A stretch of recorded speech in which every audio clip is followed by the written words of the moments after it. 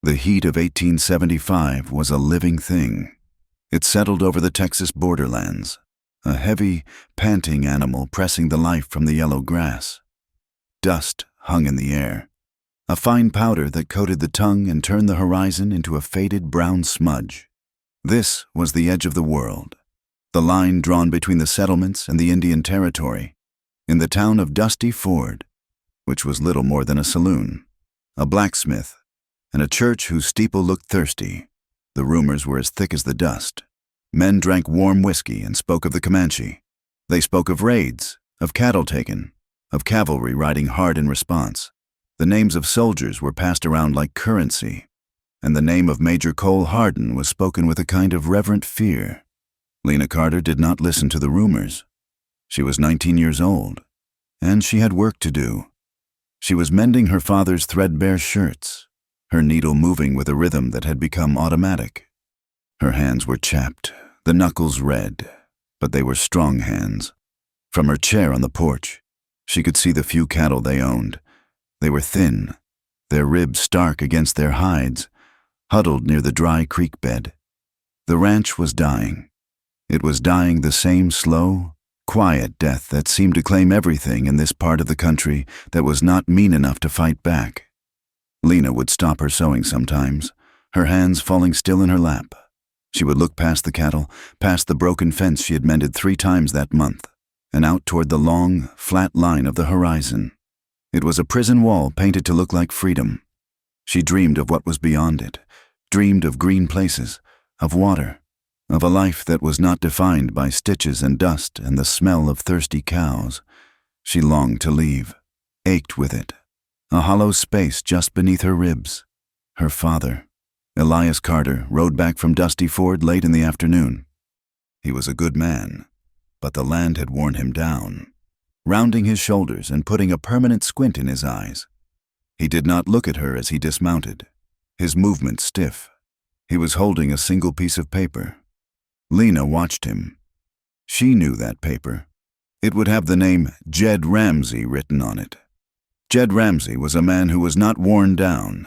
He was a thick, prosperous man who owned the biggest ranch in the county and whose fences were always in good repair. He was a man who collected things: land, cattle, and debts.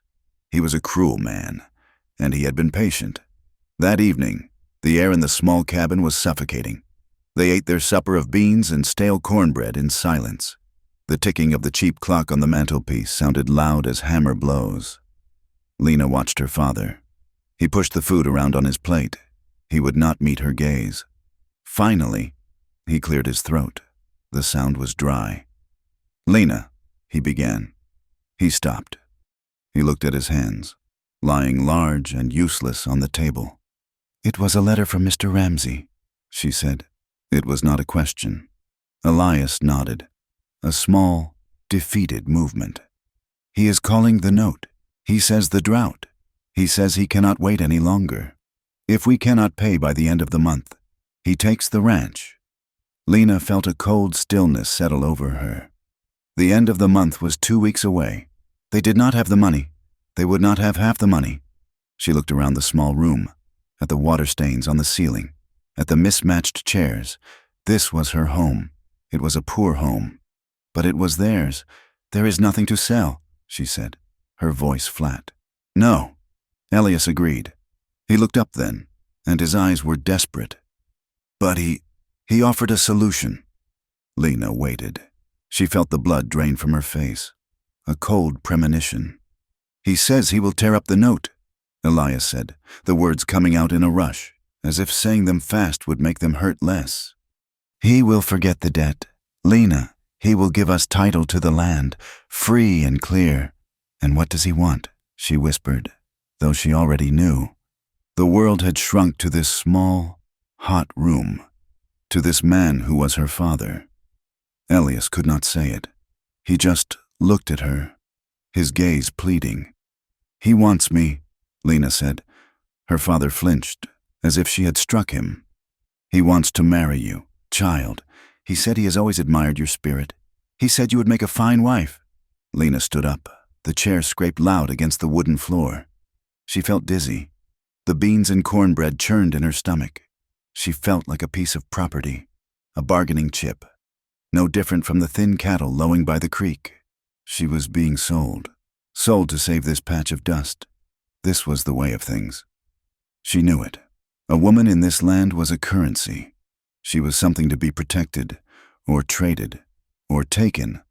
The talk in town made it clear. The soldiers, like Major Hardin, were the heroes because they protected the women from the savages.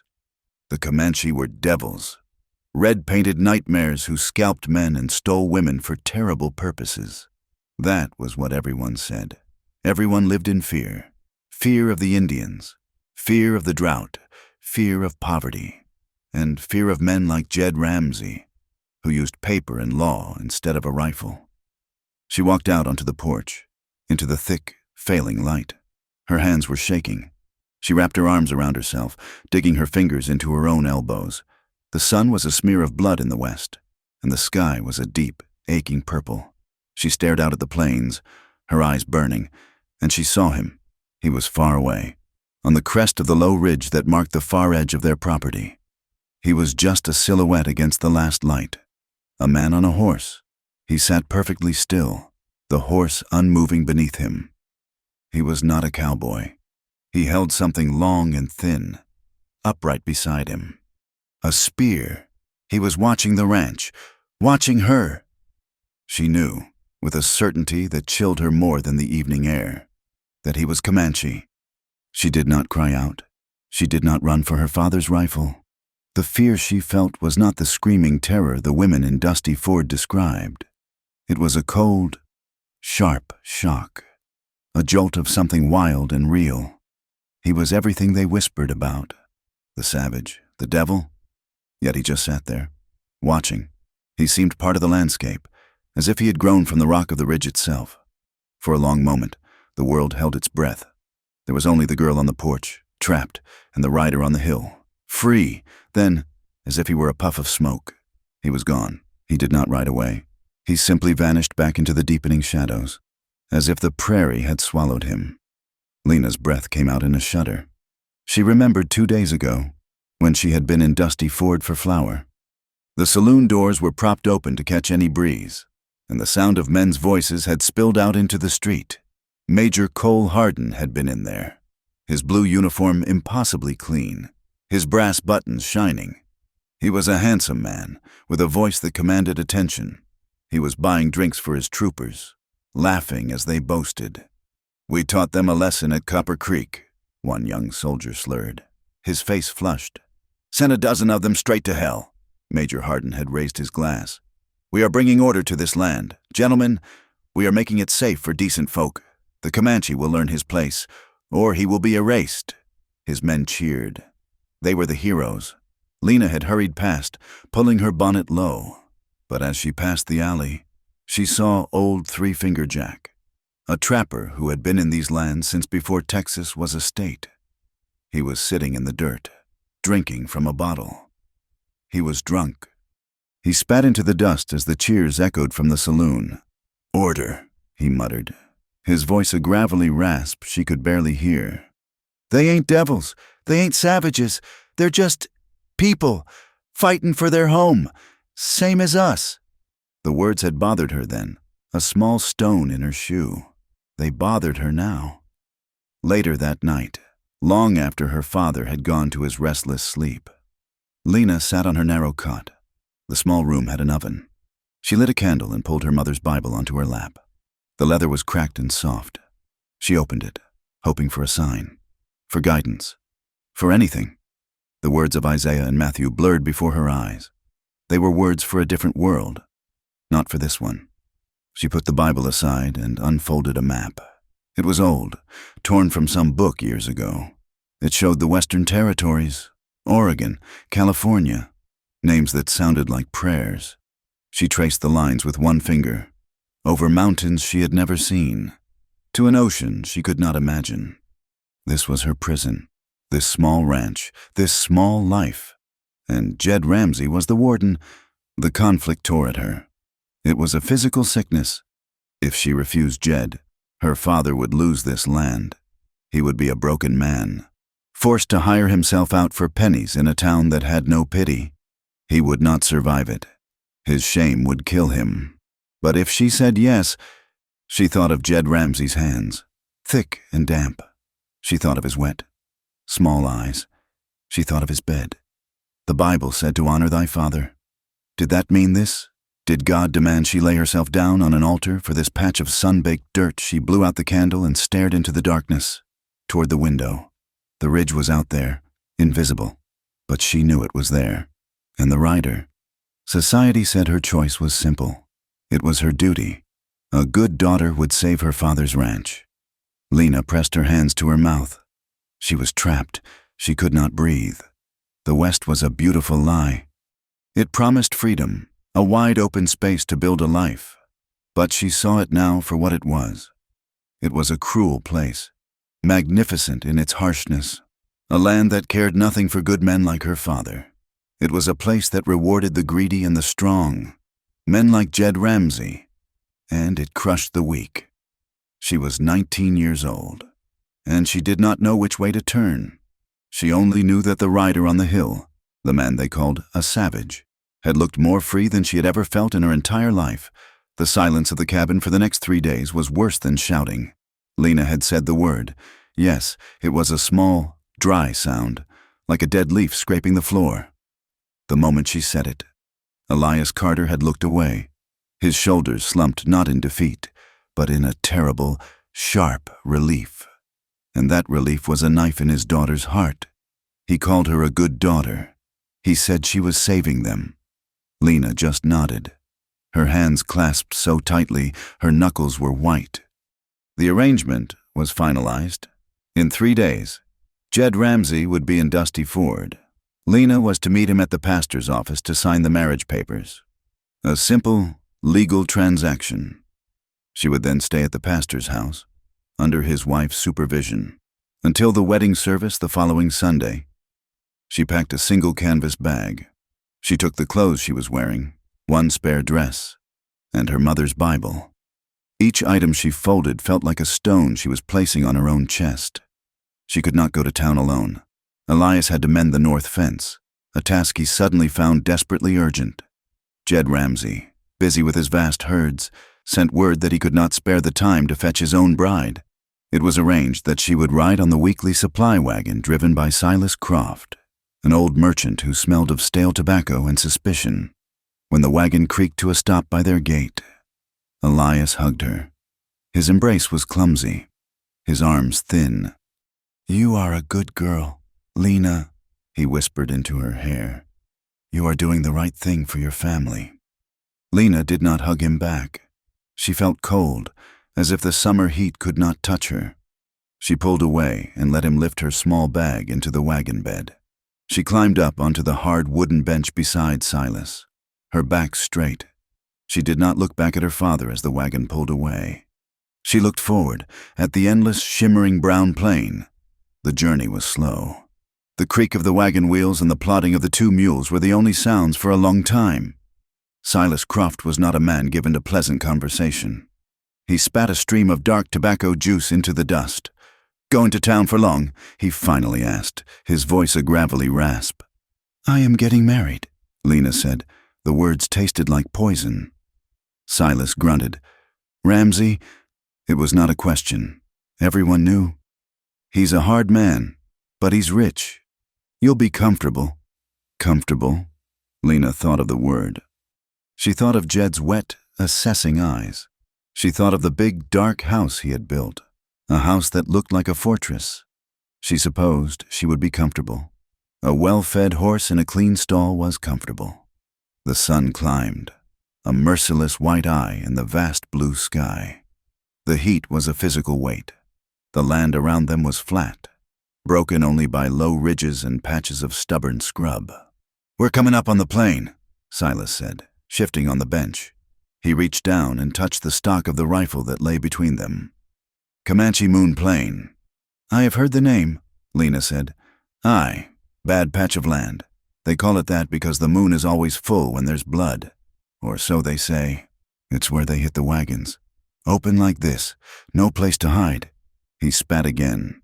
"Hit a freight train last spring. Killed 6 men. Took everything. Lena felt a cold prickle on her neck. Despite the heat, she thought of the rider on the ridge, the watcher.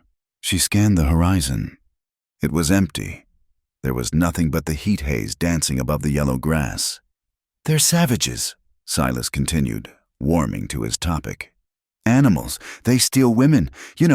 Take 'em back to their camps. A woman is better off dead than taken by a Comanche. Major Hardin is right. The only way to deal with him is to wipe 'em out. All of 'em." Lena said nothing. She clutched her bag on her lap. The wagon creaked and groaned. The mules snorted, tossing their heads against the flies. It happened without warning. One moment, the world was hot, silent, and empty. The next, it was not. "What is that?" Lena's voice was sharp. Silas squinted, his hand shading his eyes. On the horizon, to the north, a small cloud of dust was rising. It was moving fast, too fast for cattle. The dust cloud grew, and shapes began to emerge from it. "Riders! Lord God!" Silas breathed. His face, already burnt red, seemed to go pale underneath. "It's them! It's them!" He grabbed his rifle. The riders were closing the distance with terrifying speed. There were 5 of them. They fanned out as they rode, a closing crescent of motion. Lena could see them clearly now. They were bare-chested, their skin dark in the sun. Their faces were painted in stark, frightening patterns of black and red. They carried rifles, and one held a long spear. "Get down!" Silas yelled at her. He yanked the reins, trying to turn the mules, but it was too late. He raised the rifle to his shoulder, his hands shaking. "Devils, devils from hell!" The riders let out a high, sharp cry. It was not a human sound. It was the shriek of a hawk, a sound that pierced the air and went straight to Lena's bones, freezing her blood. Silas fired. The explosion of the rifle was deafening. Out on the plain, one of the riders cried out, a sharp grunt of pain. He slumped forward on his horse, clutching his shoulder. "I got one," Silas screamed, a note of manic triumph in his voice. "I hit the devil." He fumbled in his pocket for another cartridge, trying to reload. The shouting from the riders stopped. The air went still. And then they came. The one in the center, the one who had not been shouting, spurred his horse. The animal, a painted pinto, seemed to launch itself across the grass. He moved faster than anything Lena had ever seen. The world dissolved into chaos. The other riders opened fire. Bullets whined past the wagon, thudding into the wooden sideboards. Dust kicked up all around them. One of the mules gave a terrible, gurgling scream and collapsed in its traces. The wagon, its momentum broken, lurched violently. It pivoted on the dead animal, the wheels locking, and then tipped. Lena was thrown clear. She hit the ground with a force that knocked the breath from her body. She landed hard on her shoulder, and a sharp pain shot through her. She tasted the grit of the earth, the metallic tang of blood where she had bitten her lip. The wagon crashed onto its side with a sound of splintering wood. Sacks of flour and sugar burst, sending a cloud of white powder into the dusty air. Silas Croft was screaming. It was a high, thin sound, full of terror and pain. Lena gasped, trying to pull air back into her lungs. Her vision swam. Through the settling dust, she saw motion. The Comanche were dismounting. She saw Silas, half pinned under the wagon box, clutching his leg, and she saw the rifle, Silas's rifle. It had been flung from his grasp when the wagon tipped. It lay in the dirt, not 10 feet away from her. A surge of pure, cold adrenaline shot through her. She would not be a victim. She would not be the woman in the stories, the one who was better off dead.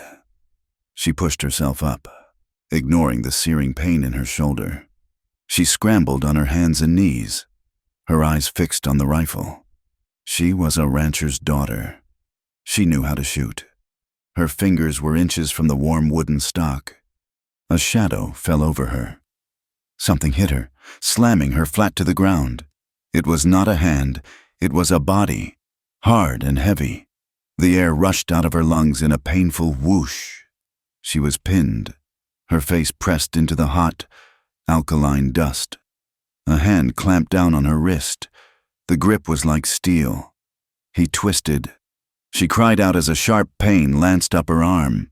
He was on top of her, his knee in her back. In one swift motion, he grabbed the rifle and tossed it far out of reach. Then he rolled her over. Lena stared up, panting, her heart hammering against her ribs so hard she thought it would break. It was him, the rider from the ridge. He was close now, close enough to see the sweat glistening on his skin, the dark intensity of his eyes. He was young, no older than 23. His face was painted in stark black lines that slashed across his cheekbones and over his eyes. He smelled of horse and smoke and leather and the wild, dusty smell of the prairie itself. He held a knife, the blade dull and functional. He kneeled over her, one hand still gripping her wrist, the other holding the knife ready. He was waiting. She knew what he was waiting for. He was waiting for her to scream, to beg, to plead for her life. Lena looked at the knife, then at his face. The terror was a cold, hard knot in her stomach. But something else was there, too, a deep, burning anger. She had been thrown from a wagon. Her shoulder was on fire. She was on her way to be sold. And now this. She did not scream. She did not cry.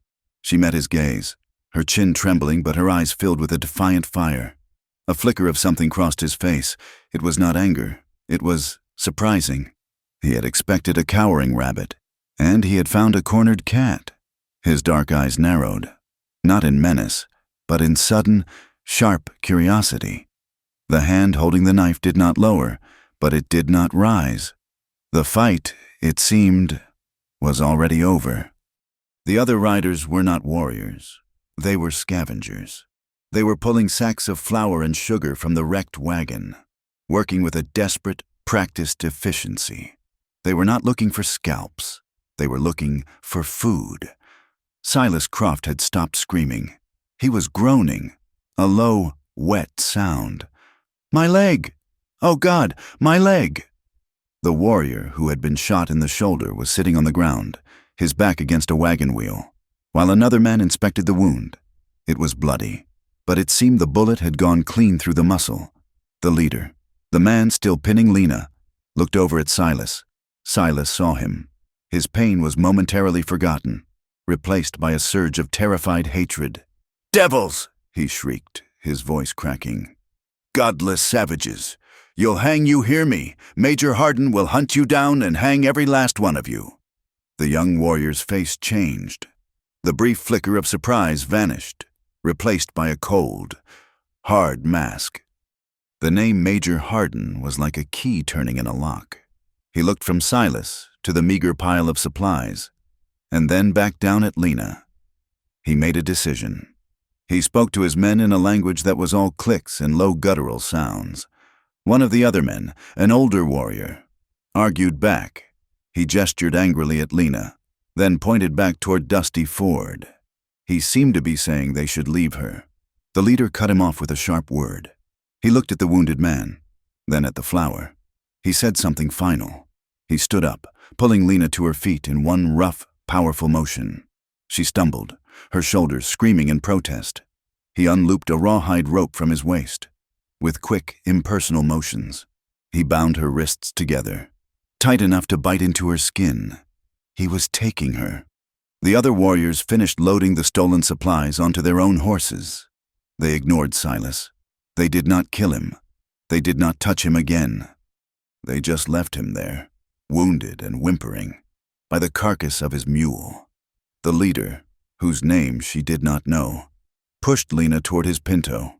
He mounted in one fluid motion, then reached down and hauled her up, seating her roughly behind him. She sat stiffly, her body rigid, her bound hands forced to rest on his hips to keep her balance. The heat of his body burned through his thin leather shirt. He kicked the horse, and they moved. The small group rode away from the wrecked wagon, away from the road to Dusty Ford, heading straight into the vast, empty territory. Lena looked back only once. She saw the overturned wagon, a broken toy on the immense plain. She saw the white cloud of wasted flour settling in the dust. She saw the small, dark shape of Silas Croft, already shrinking in the distance, A terrible, bleak realization settled over her. She had been on her way to Jed Ramsey's bed, a prison she had agreed to, a civilized transaction to save her father's land.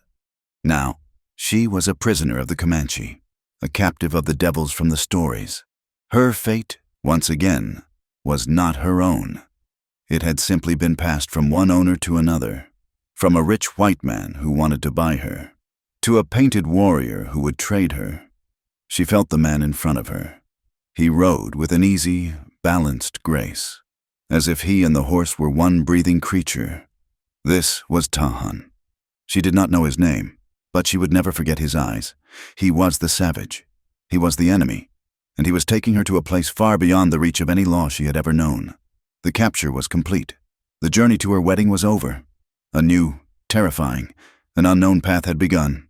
They rode for hours. The sun was a hammer, beating down on Lena's uncovered head. Her shoulder throbbed with a deep, grinding pain every time the horse moved. Her bound wrists were raw. The warrior in front of her, the one she had seen on the ridge, was a wall of muscle and heat. He said nothing. He did not look back. He just rode, his body moving with the horse, a part of the vast, unforgiving landscape. She must have fainted from the heat and the pain. She had no memory of stopping. She only remembered the jolting ride, and then a sudden awareness of new sounds. She opened her eyes, blinking against the late afternoon sun. They were in a village. It was not the place she had imagined, not the hellish pit of screams and blood from Silas Croft's stories. It was a cluster of tall, cone-shaped lodges made of hide, nestled in a shallow valley by a slow-moving, muddy river. Smoke rose from dozens of fires, carrying the scent of roasting meat, wood smoke, and something else, something musky and human. Dogs barked. Children, naked and brown, stopped their games to stare, their dark eyes wide with curiosity. Women looked up from stretching hides or grinding corn, their expressions hard to read. This was a Comanche camp. It was not a lair of devils. It was a village that was trying to live. Tahan, for this was his name, though she did not know it, reined his horse to a stop in the center of the camp. The other riders dismounted, immediately unloading the precious, dusty sacks of flour and sugar. A small crowd gathered. The young warrior who had been shot was helped from his horse, his face pale and tight with pain. The crowd parted. An older man walked toward them. He was tall, though his back was slightly bent with age. His face was a map of deep lines, his hair long and gray. He wore a simple breechclout and moccasins, but he moved with an authority that needed no uniform. This was Chief Red Elk. He stopped in front of Tahan's horse and looked up. He did not look at Lena. He looked at his warrior. He spoke, his voice low and guttural, but sharp. Tahan replied. He gestured back toward the east, toward the broken wagon. He pointed to the wounded man. Then, finally, he pointed down at Lena. Chief Red Elk's eyes moved to her. His gaze was heavy, like a physical weight. It was not cruel, it was cold, it was suspicious. He saw her not as a person, but as a problem, a complication. He spoke again. One sharp, barking sentence. A few of the younger warriors, their faces still painted, let out a hoot. One of them said something in English. For her benefit. Good prize, we trade her get many rifles. Tahan silenced him with a look. He swung his leg over the horse's head and dropped to the ground. He turned and reached up for Lena. She flinched, but he grabbed her by the waist and hauled her down.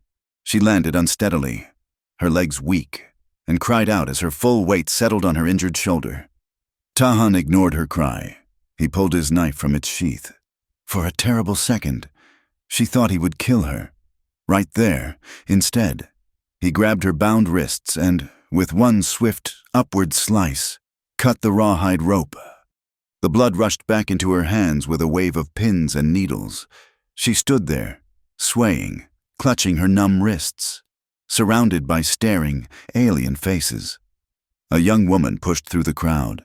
She was perhaps Lena's age, maybe a little older. She wore a simple deer-hide dress, and her black hair was in 2 long braids. Her face was open, her eyes bright and intelligent. She walked past Lena as if she were not there and went directly to the wounded warrior, who was now sitting on the ground. She spoke to him, her voice soft and full of concern. He grimaced and replied. The young woman, Naya, began to tend his wound. Her hands were quick and sure. She cleaned the blood away with a wet cloth and packed the holes, front and back, with some kind of green, pulpy mash from a small pouch. She was a healer. While Naya worked, Tahan and Chief Red Elk continued to speak. The argument grew more heated.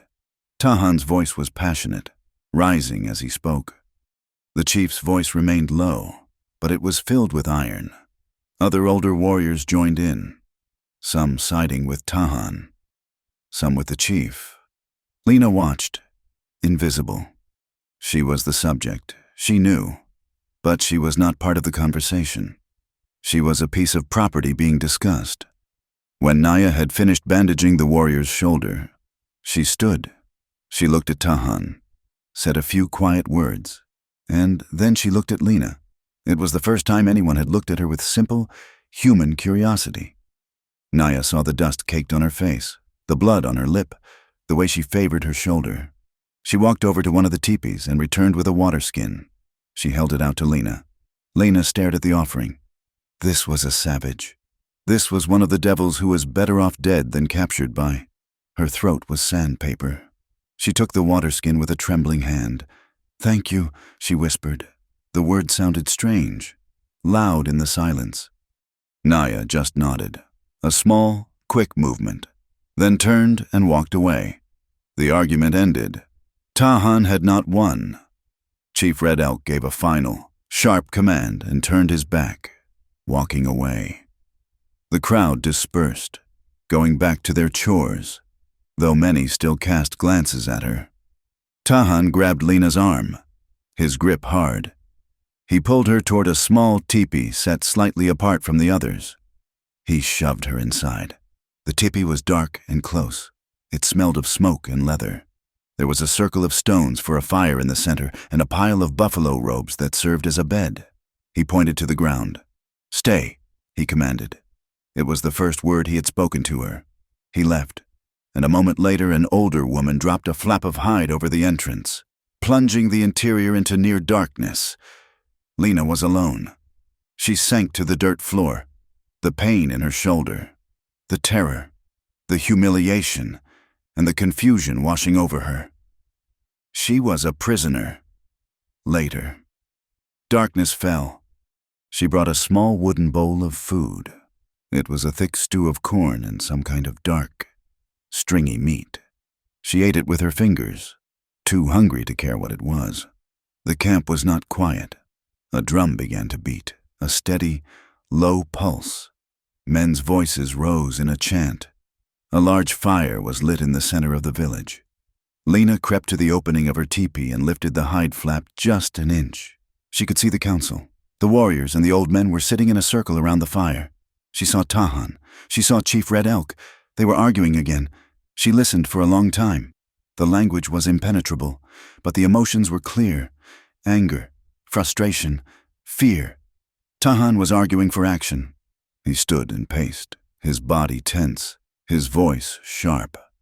Chief Red Elk sat still, his arms crossed, his voice a low rumble of caution. Then, Lena's blood went cold. She heard a name she knew, Major Hardin. One of the warriors, an older man with a long scar down his face, was speaking. He knew some English, and he used it to make his point, mixing it with his own language. Hardin does not honor the paper, he said, his voice thick with contempt. He cuts the rations. He promises beef. He gives us rotten meals. He promises blankets. We get nothing. Another warrior spat into the fire. He starves us. He waits. He wants us to raid. He wants us to break the treaty. The first warrior nodded, his eyes grim. He wants the war. He wants the land. He wants the excuse to ride. He wants to wipe us from the grass. Lena let the hide flap fall. She stumbled back and sat hard on the dirt floor. Her heart was pounding so hard it hurt her ribs. It was a lie. It was all a lie. The talk in Dusty Ford, the heroic Major Hardin, protecting the settlers from the savage Comanche, the raids, The attacks. These people were not raiding because they were devils.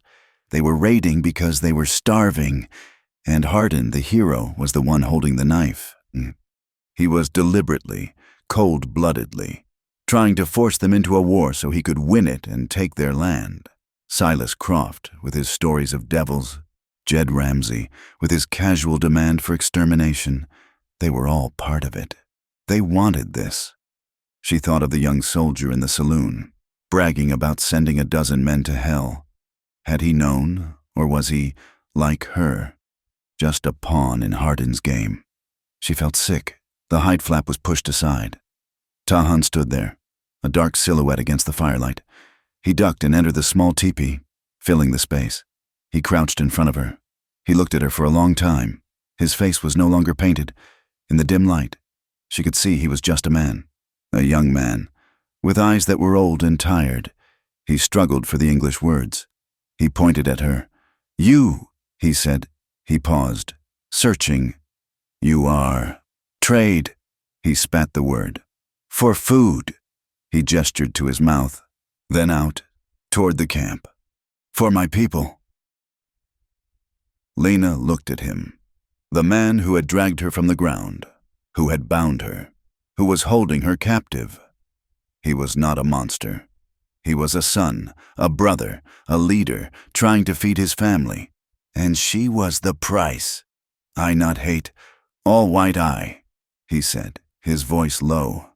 He looked at his hands. "But I not kneel." He met her gaze, and she saw the fire in his eyes, the same fire she had seen on the ridge.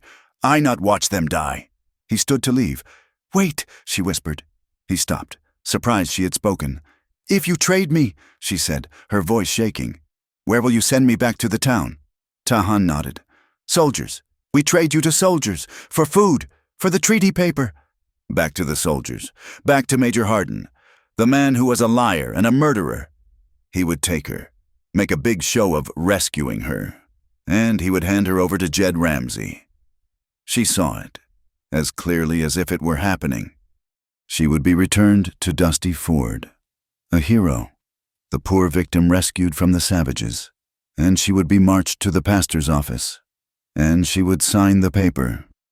She would be delivered to Jed's bed, the price for her father's ranch.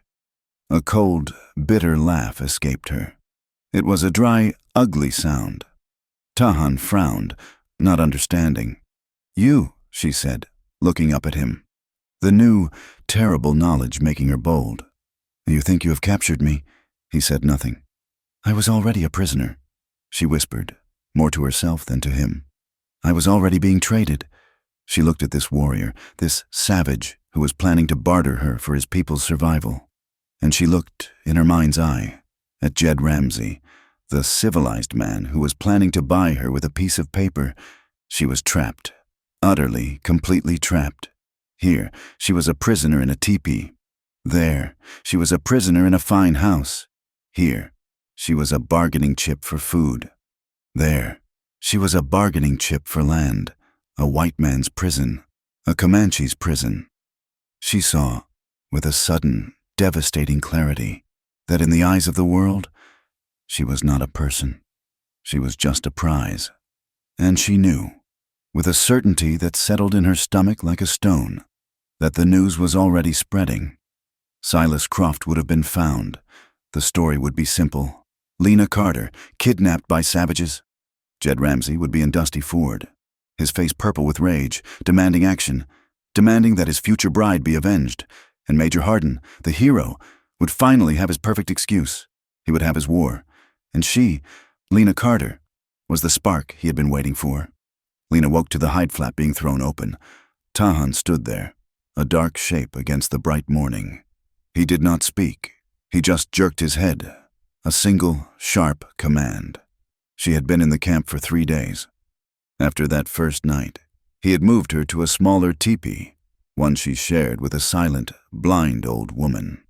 She was a prisoner. She ate the food she was given. She slept on the pile of skins. And she waited.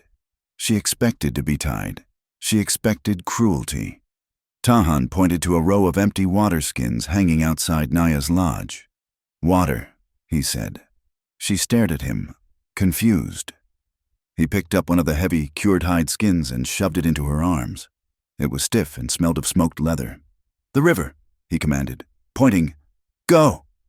She went. The work was the hardest she had ever known. Her shoulder, which Naya had briefly examined before smearing it with a green, cooling paste, was a deep, aching fire. The water skins, when filled, were impossibly heavy. She struggled back from the river, her moccasins, a pair Naya had given her, slipping in the mud. The Comanche women watched her. They did not help, but they did not mock. They just observed, their dark eyes missing nothing. When the water was done, Tahan pointed her toward Naya, who was kneeling over a deer hide stretched tight on a wooden frame. Naya handed Lena a scraper, a sharp piece of bone. The work was greasy and difficult. It made her stomach turn, but she did it. Her hands, already chapped from ranch work, quickly blistered. When she was not scraping hides, she was given a heavy stone pestle and a hollowed log filled with dried corn. Pound, pound, pound. The rhythm was mind-numbing. She was furious. She was a white woman, the daughter of a landowner. She was a captive, not a common laborer.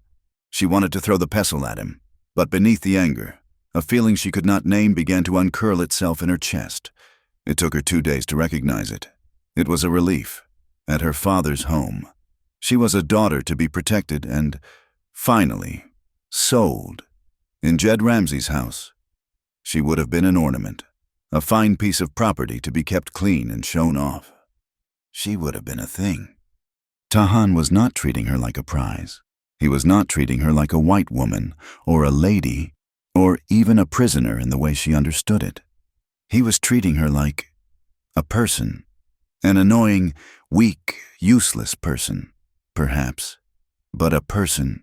"You are here," he said to her on the 4th day. His English slow and labored, the words like stones he had to heave.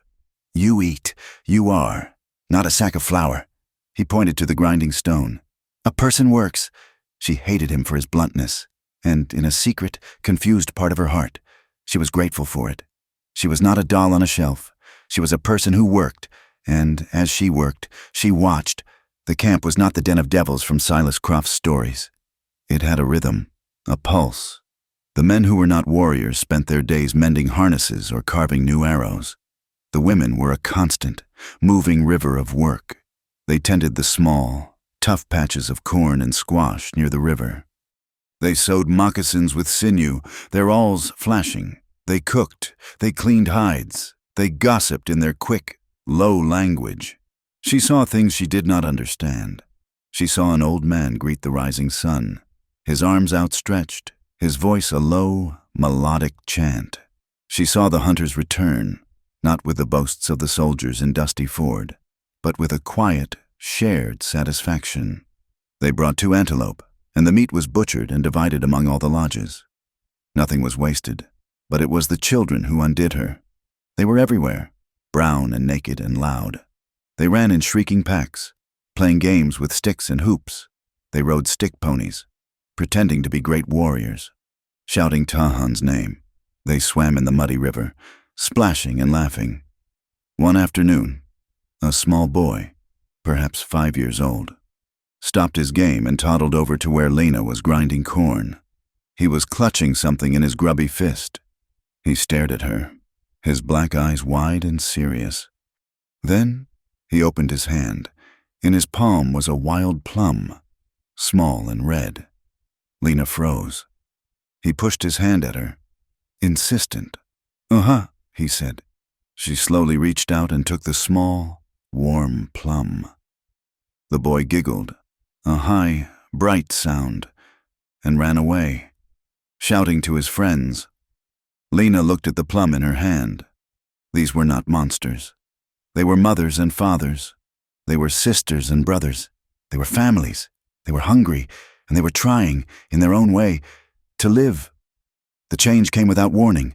The heat of the past 2 weeks finally broke, not with rain, but with a low, mournful sound from the north. The wind, within an hour. The sky had turned a sickly, churning yellow. The air grew thick. "Nemia," Naya yelled, running through the camp, her voice sharp with urgency. Sandstorm. The camp exploded into desperate, practiced action. Men ran to secure the ponies, herding them into the most sheltered part of the valley. Women fought to lash down the hide flaps of their lodges. Lena was in her assigned teepee, the small one she shared with the old, blind woman. The wind hit the lodge like a physical blow. The hide snapped and cracked like a volley of rifle fire. The central pole groaned, vibrating under her hand. She huddled under a thin buffalo robe, convinced the tipi would be torn from the ground. The air inside was thick with dust, stinging her eyes, filling her mouth with grit. The wind did not just blow, it shrieked, a high, thin sound of a world being torn apart. The flap was ripped open. Tahan stood there, a silhouette against the swirling brown chaos. He had to lean his entire body against the wind. He shouted something, but she could not hear him over the roar. He lunged inside.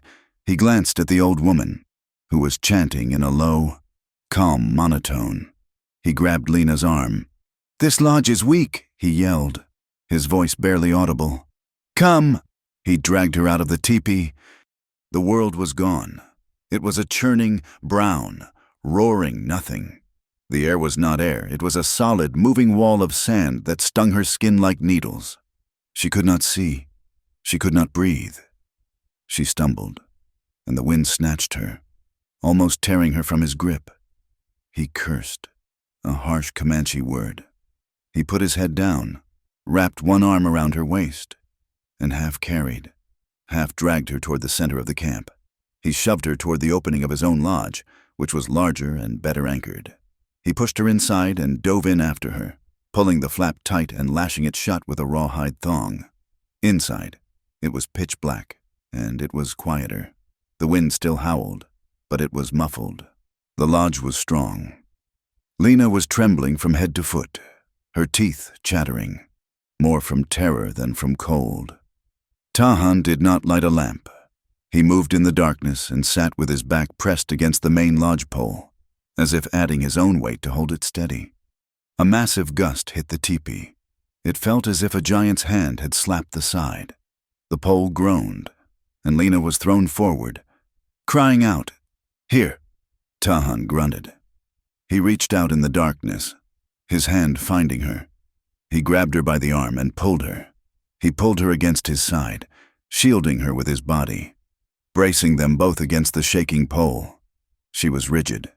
She was in the dark, in the lodge of the warrior who had captured her, but the storm was the greater terror. She huddled against him, turning her face away from the lodge wall, pressing it against his chest. His arm was a solid bar across her back, holding her steady. It was not a gentle embrace. It was an anchor. It was purely practical. The tipi shook. The wind screamed. But the pole held. Slowly, through her terror, she became aware of other things. He was warm, in the middle of the howling chaos. He was a solid, living furnace. She could feel the steady, slow rhythm of his heart beating against her ear. It was not fast. He was not afraid. He was just enduring. And she smelled him. The scent she remembered from the horse smoke, leather, the clean sweat of work, and the faint, musky, human scent of his skin. It was not the stale tobacco smell of Silas Croft, or the faint, sour smell of her father's fear. It was the smell of the earth itself. She did not know how long they sat like that, pressed together in the roaring dark while the world tried to tear itself apart. But for the first time since she had climbed onto Silas Croft's wagon, her terror began to ebb. It was a confusing, profound, and terrifying realization. He was her captor, and he was her shelter. When morning came, the world was changed. The wind was gone. The air was sharp and cool. The sun rose on a landscape that had been scoured clean, every rock and bush buried under a fine, yellow powder. The camp was a wreck. Several of the smaller lodges, including the one Lena had shared, had been torn to shreds. But Tahan's lodge had been held, as the people emerged, dazed, to count the damage. A cry went up from the sentry on the ridge. Riders. Lena, who was helping Naya try to salvage a spilled bag of corn. looked up. Her heart stopped. Blue uniforms, sunlight glinting on rifle barrels, horses in a neat, menacing line. Major Cole Hardin. He had brought at least 20 men, a clear show of force. They stopped just outside the camp, well beyond arrow range, but well within rifle range. Tahan appeared, his face a mask of stone.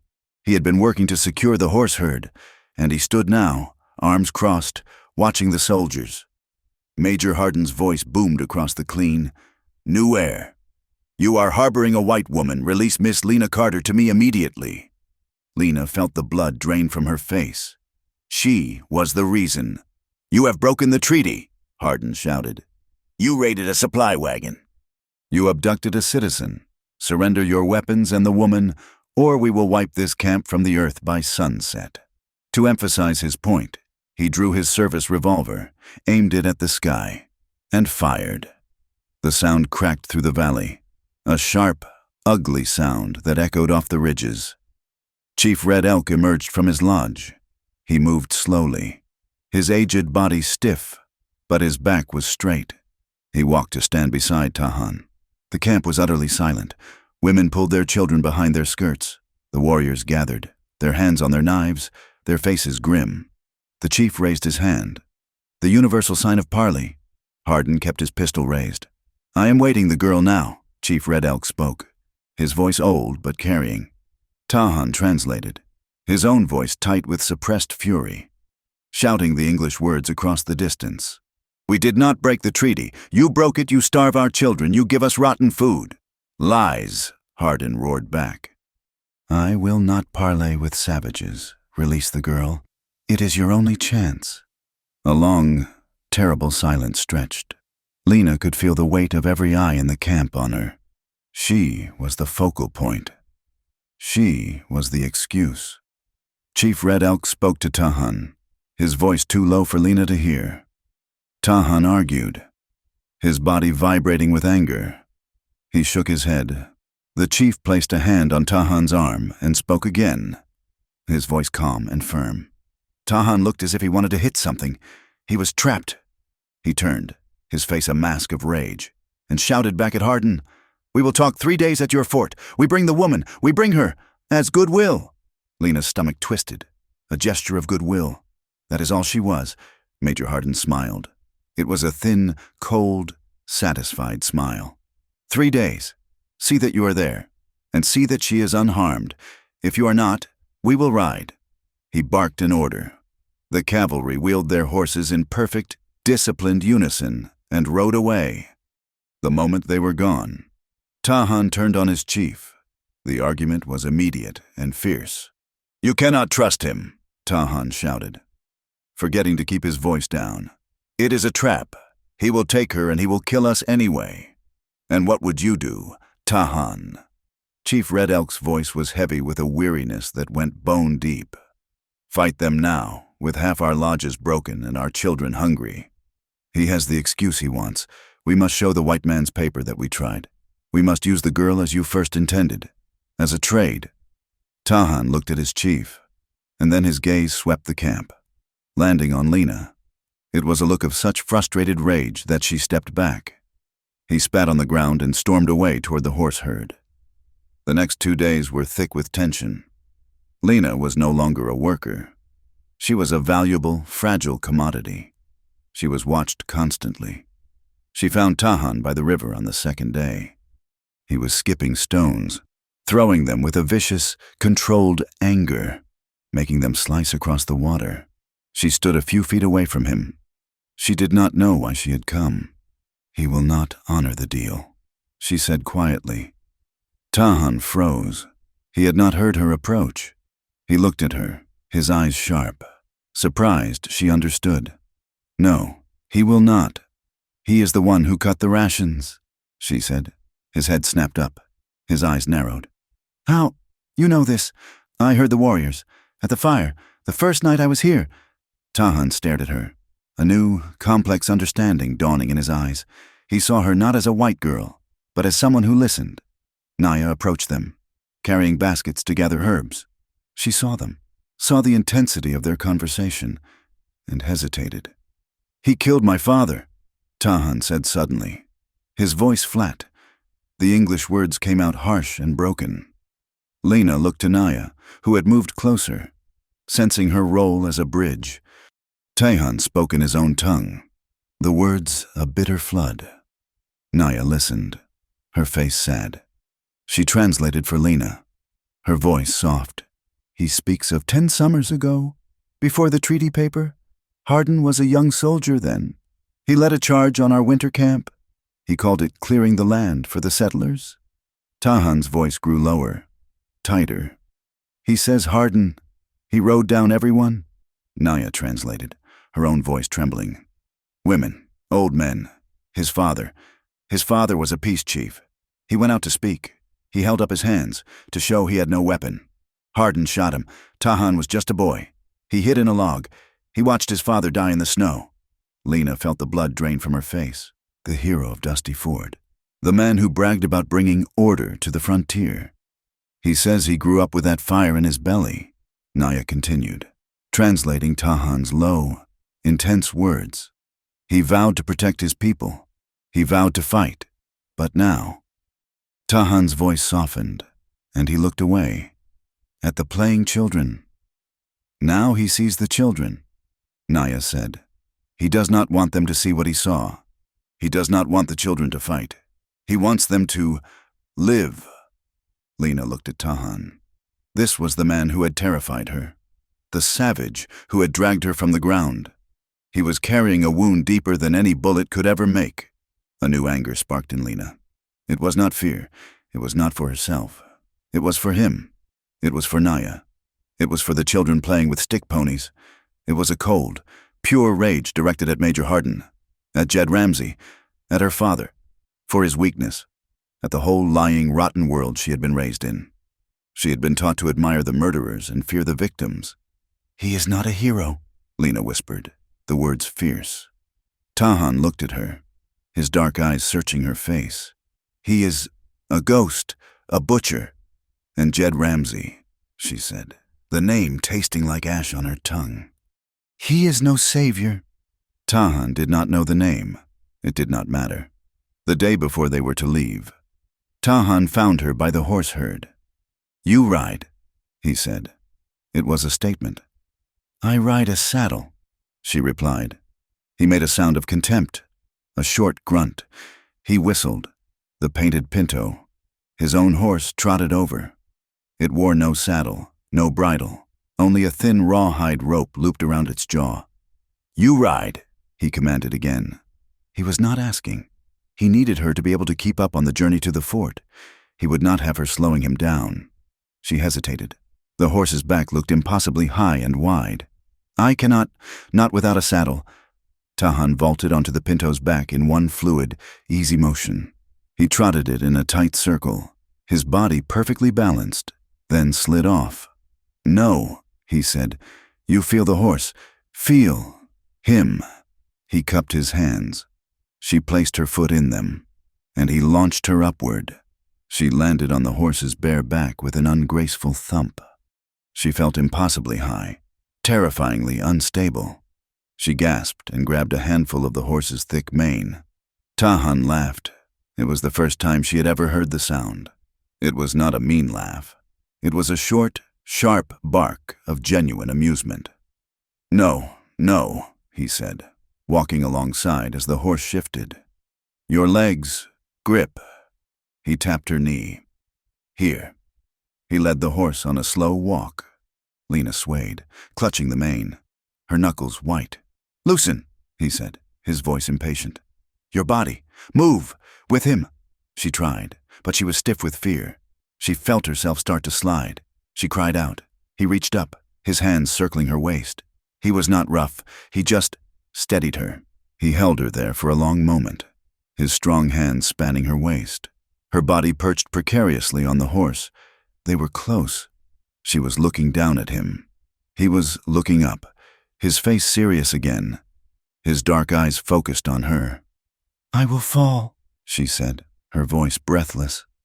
You will not fall, he said, his voice certain. I am here. He let go, and she did not fall. She found her balance, a new, strange center of gravity. "Look," he said. "Not down. Look. Where you go?" She lifted her head. She looked at the ridge, at the endless blue sky. She loosened her death grip on the mane. She felt the horse's muscles move beneath her, a warm, rolling motion. She felt the wind, the same wind that had terrified her in the storm, now just a cool breeze on her face. A smile touched her lips, a real one. She was a prisoner. She was being taken to a fort to be traded like a sack of corn, but for the first time in her entire 19 years of life, sitting on a Comanche war pony with no saddle and no reins, the dust of the camp in her nostrils and the wind in her hair. Lena Carter felt completely and utterly free. Tahan watched her. The anger had faded from his face. He saw the smile, and he, too, smiled. A small, almost invisible quirk of his lips. The moment was broken by a warrior calling his name. The smile vanished. The reality of their situation returned. Cold and hard, he had to give her up. This girl, who was no longer just a white woman prisoner. This girl, who rode like she was born for it, who had anger in her eyes, and who had looked at him, not with fear, but with something that looked like understanding. His duty to his people demanded he take her to Hardin, but his gut, his father's spirit, everything in him, screamed that taking her to Hardin was a betrayal, not just of her, but of them all. The journey to Fort Davis was a journey back into a world that no longer felt like her own. The small party consisted of Tahan, Naya, Lena, and 2 other warriors. Tahan had argued with Chief Red Elk to the last, but the old chief was firm. They would show goodwill. They would prove they were not the savages Hardin claimed them to be. Lena rode Tahan's pinto, and she rode it bareback. The awkward, fearful girl who had fallen was gone. She now sat the horse with an easy, practiced balance, her body moving with the animals. She wore the deerskin dress Naya had given her own clothes having been ruined. She looked, to any distant observer, like one of them. Tahan was grim, his face a mask of anger and frustration. He rode at the head of the small group, his eyes constantly scanning the ridges. Lena watched him. Once, he dismounted and walked to a high crest. He picked up 3 small, flat stones and set them in a triangle, the point aimed toward the fort. Naya rode up beside Lena. "A sign," she said quietly. "For who?" Lena asked. "For those who watch." Naya said, "Our people, so they know our path, and that we go in peace, but not by choice." Tahan's mistrust was a living thing, a shadow that rode with them. When the fort appeared on the horizon, it was a shock. It was not like the camp, which was a part of the land. Its hide lodges the color of the earth. The fort was a scar. It was a grid of high, sharpened log walls, a perfect, angry square. An American flag whipped in the wind, its colors sharp and violent against the pale blue sky. The sentries on the wall shouted. The massive wooden gates groaned open. As they rode inside, the entire fort seemed to stop. Soldiers in clean blue uniforms ceased their drills, staring. They stared at Tahan and the warriors with a cold, undisguised hatred. They stared at Lena with a mixture of shock, pity, and a leering curiosity. Major Cole Hardin emerged from the central building, his brass buttons gleaming. He was freshly shaven, and he smelled of bay rum and authority. He smiled, a thin, polished expression that did not touch his eyes. "Miss Carter," he said, his voice booming with false relief. He stepped forward and offered her his hand as if she were at a cotillion. "Thank God. We have you back, safe and sound. You must be terrified." Lena let him help her down. His hand was dry, his touch like paper. "I am unharmed." "Major," she said, her voice steady. Hardin gave her a sharp look, surprised by her calm. He then turned his gaze on Tahan, and the mask of civility vanished. "You," he sneered, his voice dripping with contempt. "You savage. You are lucky I am a civilized man. You abducted a citizen of the United States. That alone is grounds to hang you from these walls. But you brought her back, so I will talk." He motioned to the Comanche. "Know your place. You are here because I and the United States Army. Allow it." Tahan did not flinch. His hand rested on the hilt of his knife. He said nothing, his eyes burning with a hatred that was as cold and bright as Hardin's. "We will take Miss Carter to the chaplain's wife," Hardin said. "She will be cared for." He gestured, and 2 soldiers stepped forward to take Lena's arm. "No," Tahan said. The word, spoken in his low, guttural English, stopped everyone. "What did you say, boy?" Hardin's hand drifted toward the revolver at his hip. Naya stepped forward, her hands open and visible. "Tahan says she is not a prisoner." Naya translated, her own voice clear and strong. "She is our witness. She has lived in our camp. She has seen we are not animals. She is part of this council. She must hear your words." Hardin was visibly surprised. He looked at Lena, at her deerskin dress and her sun-darkened skin. His eyes narrowed. Then he laughed, a short, sharp, ugly sound. "Very well," he said. "Let her listen. Let the girl hear the law. It will be an education. This way." Hardin's office was a cage of civilization. A heavy oak desk, maps pinned to the walls. A glass of whiskey sat half empty. He sat behind his desk, a king on a wooden throne, Lena, Tahan, and Naya sat on hard benches opposite him.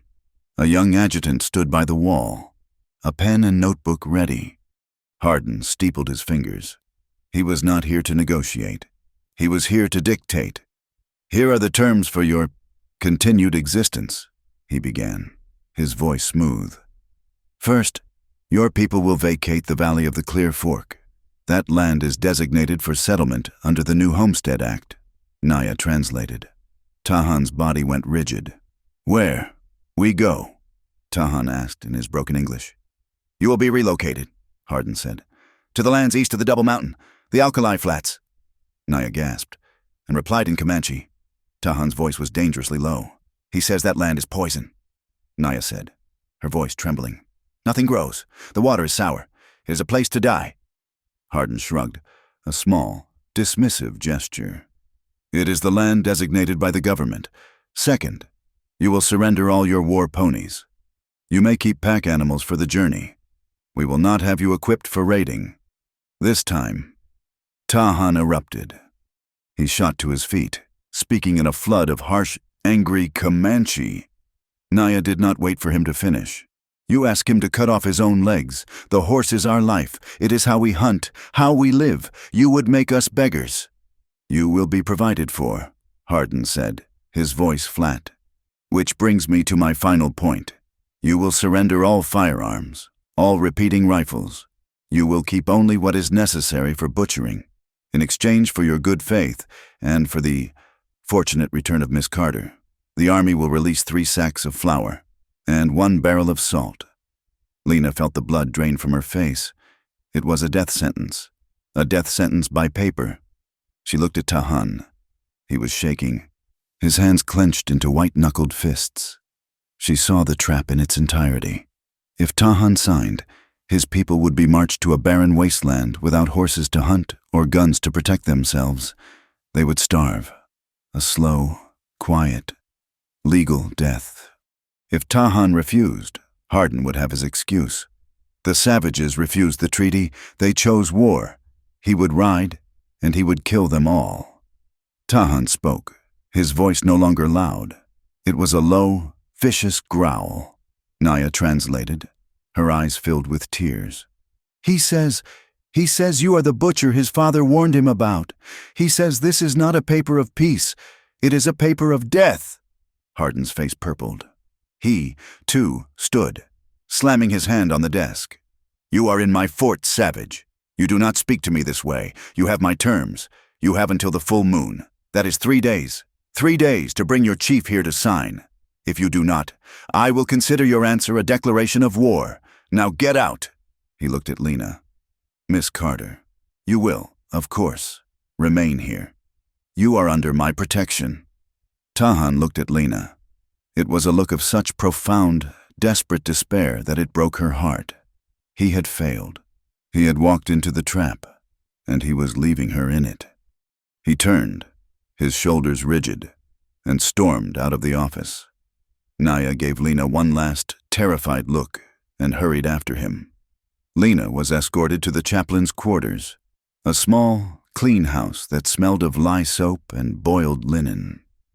The chaplain's wife, a thin woman with kind, frightened eyes, clucked over her, offering tea, a bath, a proper calico dress. Lena felt like she was suffocating.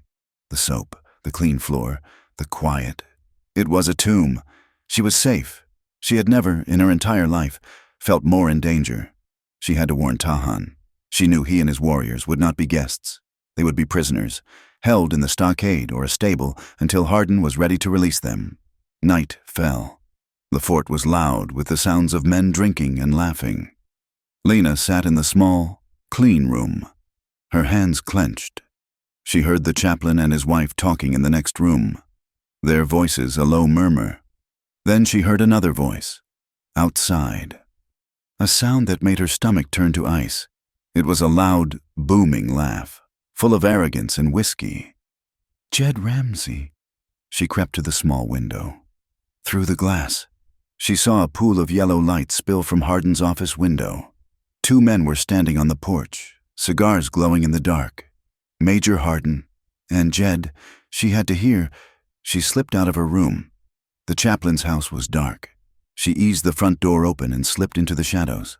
The parade ground was empty, the sounds of the barracks far away. She moved like a ghost, her moccasin-clad feet making no sound on the hard-packed earth. She crouched behind a stack of empty rain barrels, just yards from the office. The window was open, the night air hot and still. "So, you got her back." Jed's voice was thick, pleased. "My little stray. Good work. Major, she looks a bit dusty, but I suppose I can clean her up." She was the key. Hardin's voice was cold, satisfied. "Her abduction, the raid on the wagon. It is all the justification I need. The paperwork is clean. When Red Elk refuses my terms, and he will refuse, I have full authority from the Department of War to act." "Act," Jed chuckled. "You mean cleanse. That is what we agreed. We need that valley. Hardin, my herds need that water." "You will have your valley," Hardin said. "Once I have relocated Red Elk's people. The land reverts. Your claim, backed by my report, will be the first one filed." Lena pressed her hand to her mouth to keep from crying out. "And the other ranchers?" Jed asked. "The small ones, like that old fool Carter." "Squatters," Hardin said dismissively. "Most of them are squatting on unregistered land. They have no official claim. Once the Comanche threat is gone, the entire territory will be resurveyed. It is funny how many of those small claims get lost in the paperwork. A man with capital, like you, Mr. Ramsey, will be in a prime position to consolidate. Consolidate. Swallowed." "And the girl," Jed said, his voice dropping. "She is part of the deal. She comes to me, clean and quiet. Her father's land is spared. For now, he will be a good buffer tenant on his own property. She is a minor detail," Hardin said. "You will have her. Now, the plan. Tahan and his fools will leave tomorrow to give my generous offer to their chief. They expect an answer by the full moon, but they are arrogant. They will wait until the last minute to return, the night of the full moon, while their senior warriors are still in council debating my terms. That is when we ride. We will hit the camp at dawn. Total surprise. We will end this, once and for all." Lena was shaking so hard she thought she would be sick, betrayed. She was not just a pawn. Her father was a pawn. The entire frontier was just a game board for these 2 men. She ran. She did not go back to the chaplain's house. She ran toward the stables. At the far end of the fort, she knew Tahan must be there. 2 guards stood outside the main stable door, sharing a bottle, their voices low. She did not hesitate. She slipped around the back.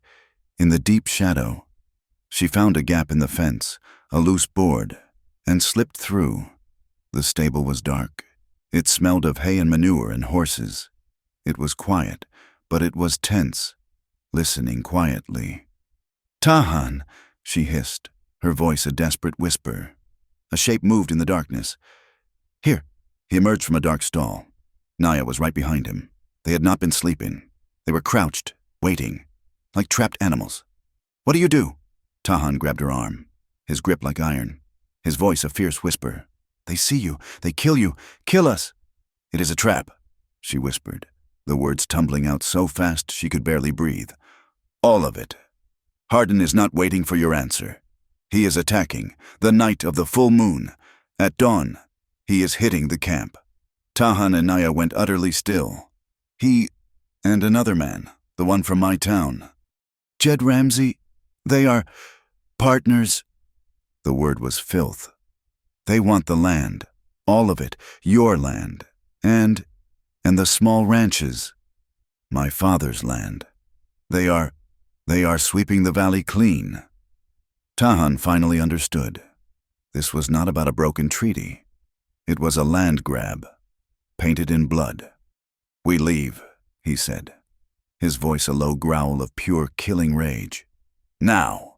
We kill the guards. We take you. We ride." Lena's mind was racing. "No," she said, grabbing his arm. "Wait, if I disappear again, if the savage re-abducted me, Hardin will have the perfect excuse. He will ride tonight. He will not wait. We will not even make it back to the ridge. We will not warn anyone." She saw his trapped, furious expression, and she saw the next move. She thought of her father, not the man who had tried to sell her, but the man who would be swallowed by Jed Ramsey.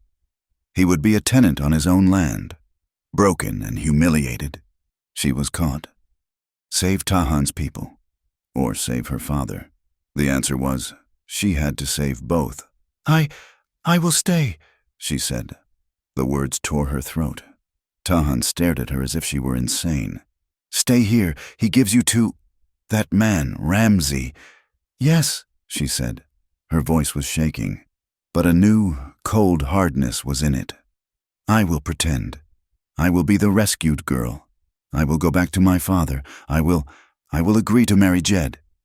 Naya gasped, her hand flying to her mouth.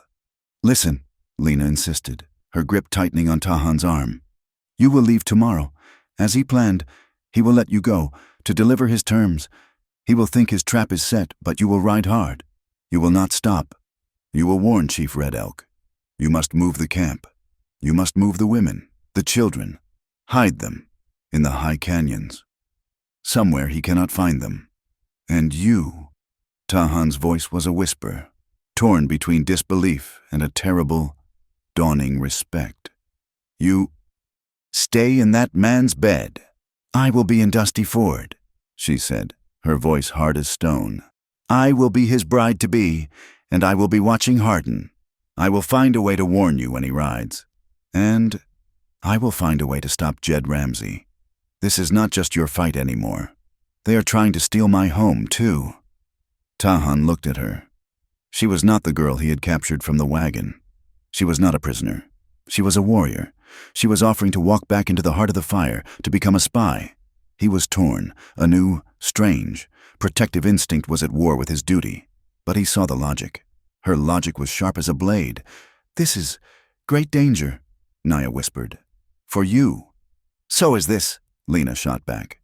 "This is the only way. He must believe his plan is working. He must believe I am a broken, frightened girl." Tahan made his choice. He reached out, not to grab her, but he touched her face. Just once, a rough, brief, callous touch of his fingers against her cheek. "You are not White-Eye?" he whispered. "You are." He searched for the word. "You are a strong heart." He stepped back. "Go, before they find you." Lena nodded, her heart hammering a painful, steady beat. She turned and slipped back into the darkness, leaving the smell of hay and the heat of Tahan's anger behind her. She was no longer a pawn, being moved by other hands. She was a player, and she had just chosen her side. The frontier, she realized, was not about the law written on paper. It was about the people who had the courage to make their own. The next morning, Lena played her part. She sat beside Major Hardin in a smart, black buggy, wearing the clean calico dress the chaplain's wife had given her. She looked pale, small, and properly traumatized. As they rode out of the fort, she saw Tahan and his 2 warriors being released. They were given their horses and rifles. Tahan did not look at her. He mounted his pinto, and the 3 of them rode east, toward the Comanche camp. 3 small, proud figures heading back into the wilderness. Hardin watched them go, a thin, satisfied smirk on his lips. He thought he was watching his plan unfold. The ride to Dusty Ford was a performance.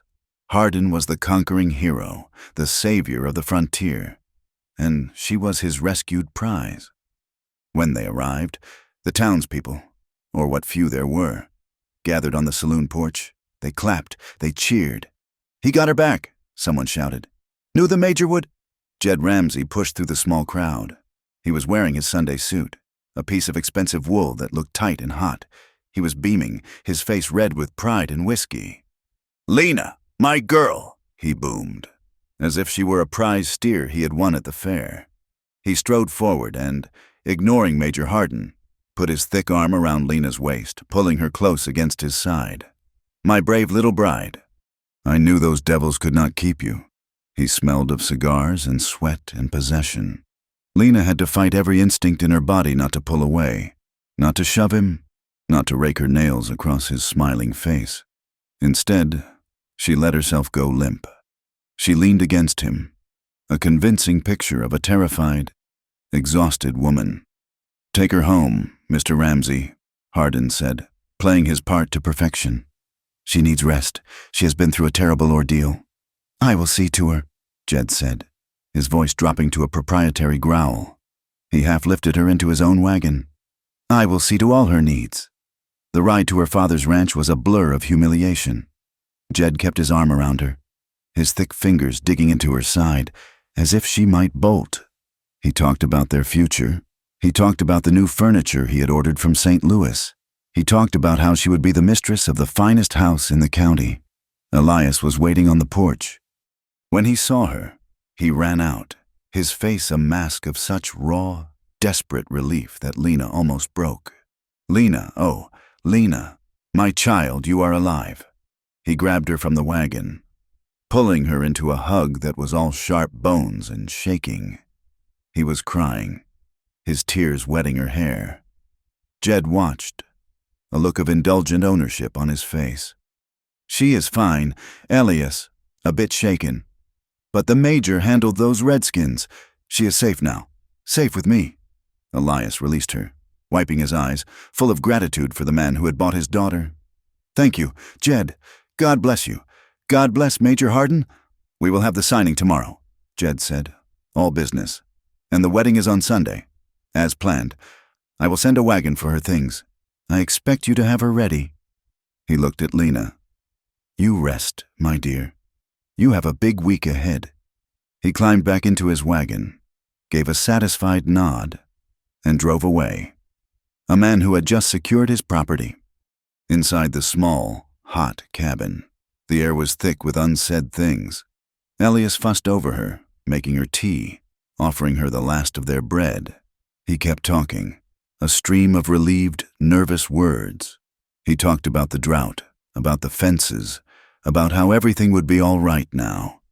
"We just have to be strong," he said, patting her hand. He was trembling. "You just have to be strong. Lena, you just have to endure. It will be a good life. He is a rich man. We will be safe.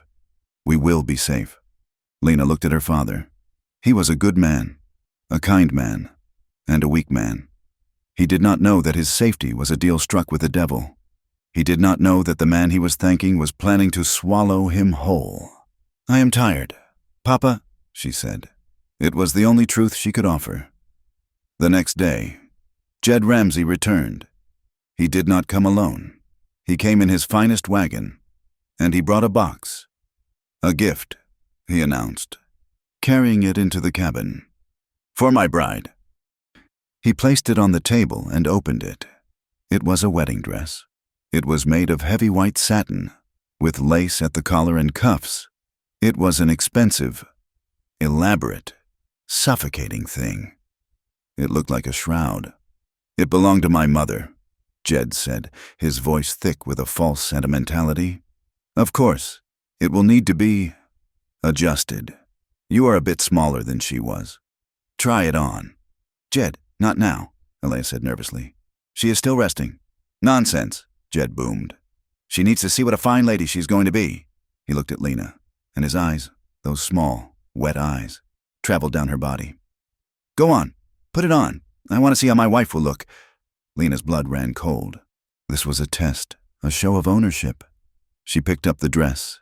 The satin was cool and heavy in her hands. She went into her small bedroom and closed the curtain. She pulled off the deerskin dress Naya had given her, folding it carefully and hiding it under her cot.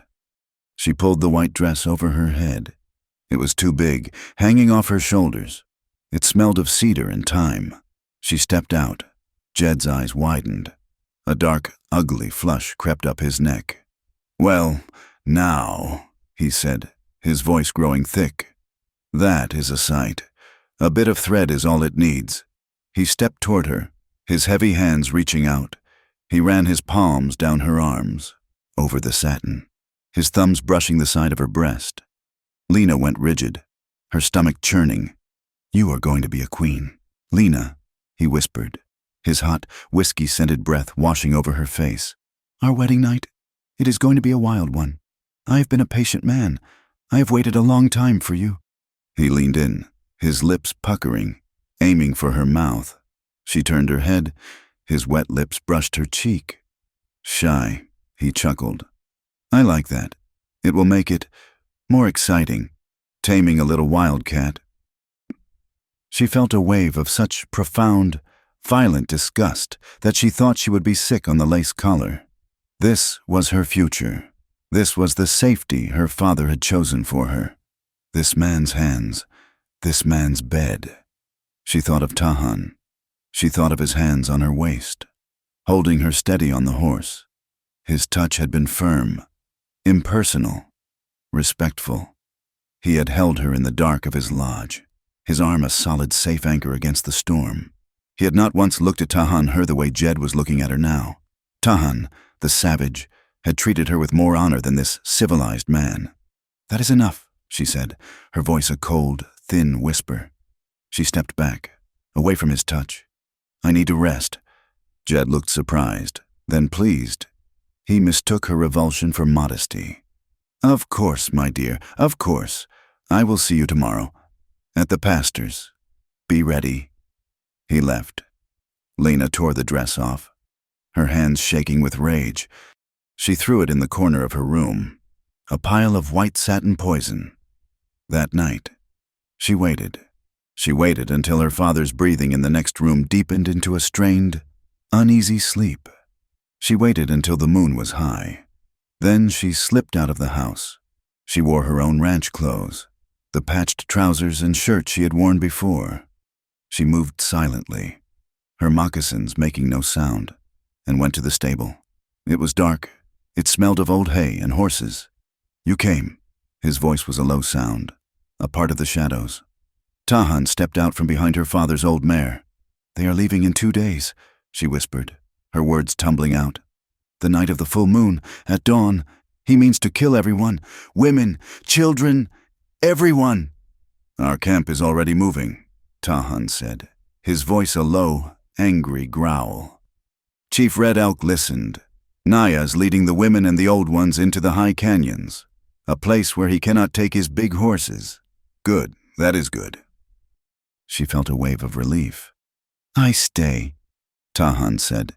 "With 10 warriors, we will not let him walk on our homes. You cannot fight him. Tahan, he has 20 men, more. He has repeating rifles. We will not fight him," Tahan said. "We will hunt him, make him slow, give our people time." He looked at her, his eyes unreadable in the dark. "And you?" "I will be in town. I will watch. When he rides, when the soldiers leave the fort, I will find a way." She thought for a second. "The old mission, on the North Hill. You can see it from the fort." "I know it," he said. "If he rides, I will light a fire, a big fire, smoke. You will see it. It will be your signal that he is coming." "You light a fire," he said, grasping the plan. "And they will see you." "I will be gone before they do," she said, her voice harder than she thought possible. "And Tahan, Jed Ramsey, he is part of it. He gets the land, your land, my land." Tahan's hand went to his knife. "I will kill this." "Jed Ramsey?" "No," she said, grabbing his arm. "Not yet. If you kill him, Hardin wins. They will call you a murderer. They will hunt you forever. We have to show the world what they are. We have to use their own law against them." He did not understand. His way was simpler, but he trusted her. He saw the fire in her. "Be careful," he said, the words strange and rough on his tongue. He touched her arm, just a brief, firm grip, and then, like a shadow, he was gone. He slipped out of the stable and vanished into the night. Lena returned to the cabin. The white dress was still on the floor, a pale, ghostly puddle in the moonlight. She stood over it. This was the prison, this room, this dress, this life. The teepee, with its floor of hard-packed earth and its smell of smoke, had been freedom. The work, scraping hides and hauling water, had been honest. This trade of her body for a patch of dry land, this was the real savagery. She walked into the main room. Her father was not asleep. He was sitting at the table, his head in his hands. "Papa?" He looked up. His eyes were red. "Lena, I heard you go out." She sat down opposite him. The small clock ticked. He is not a good man, is he?" Elias whispered. It was not a question. "But he is a strong man. He will keep us safe." "He will not keep us safe, Papa," Lena said, her voice clear and cold. "He will destroy us." Elias frowned, confused. "I was not a prisoner in the Comanche camp," Lena said, the words finally coming. "I was a guest. I listened. Papa, I was at the fort. I heard Major Hardin speak. I heard Jed speak." She told him. She told him everything. She told him about the cut rations, the plan to force a war. She told him about the deal, how Jed would get the Comanche land, and how he would consolidate the small ranches. "He called you a squatter, Papa," she said, her voice breaking. "He said you would be a buffer tenant on your own land. He is not saving us. He is buying us, and he is in league with a man who is planning to murder an entire village for profit." Elias stared at her, his face ashen. He had built his world on a simple set of rules: work hard, fear God, obey the law. He could not comprehend this level of malice. "No," he whispered. "Major Hardin, he is a soldier. Jed, he is a hard man, but not a killer. You are wrong. You are confused. The savages, they twisted your mind. Lena, they did not twist my mind," she cried, her voice rising. "They opened my eyes. Do you think you are the only one he is strangling with paper? Papa, he is doing it to everyone, and Hardin is his gun. We are not safe. We are next." "Be quiet," Elias hissed, his eyes darting toward the window, as if Jed could hear. "You will ruin us. What can we do? They are the law. We are nothing. We must bend. We must endure. We must live in shame. If we must. But we must live." "Live?" Lena stood up, her chair scraping. "You call that living hiding in our own home, waiting for him to decide when to take it, bowing to a man who laughs at you, marrying a man who makes my skin crawl." She was shouting now, the years of held-back fear and anger and desperation pouring out of her. I will not live in shame. If we bow today, Papa, if we accept this, we will never be free. We will be his slaves, forever." "And what will you do?" he cried, standing to face her. "Run back to them. To the savages, they will be wiped out. Hardin will kill them all, and he will kill you with them. Is that what you want to die? I would rather die free on that ridge," she said, her voice dropping to a fierce, low intensity, "than live on my knees in Jed Ramsey's bed." The gulf between them was absolute. He was a man who had been broken by the land, who saw survival as the only virtue. She was a woman who had just discovered that freedom was the only thing worth surviving for. He sank back into his chair. "You are a fool," he whispered. "A child. You do not know the world." "I know it better than you," she said. The words were cruel, but they were true. She went into her room and barred the curtain. The argument was over. For hours. She sat on her cot, shaking, but as the first pale gray light of dawn touched the window, she was calm. Her resolve was set. She took her canvas bag. She packed her spare trousers, her father's old hunting knife, and a small pouch of dried meat. She found the tin of lucifer matches and slipped them into her pocket. She took a piece of paper and a pencil. "Papa," she wrote, "I cannot do it. I will not marry him. I am not running away. I am going to fight. For our land, and for theirs. If you love me, trust me. Do not let Jed Ramsey in this house. Do not believe his lies. I am trying to save you." She left the note on the table, beside his empty cup. She went to the stable. Her hands were steady as she bridled her father's old mare. It was a slow horse, but it was sturdy.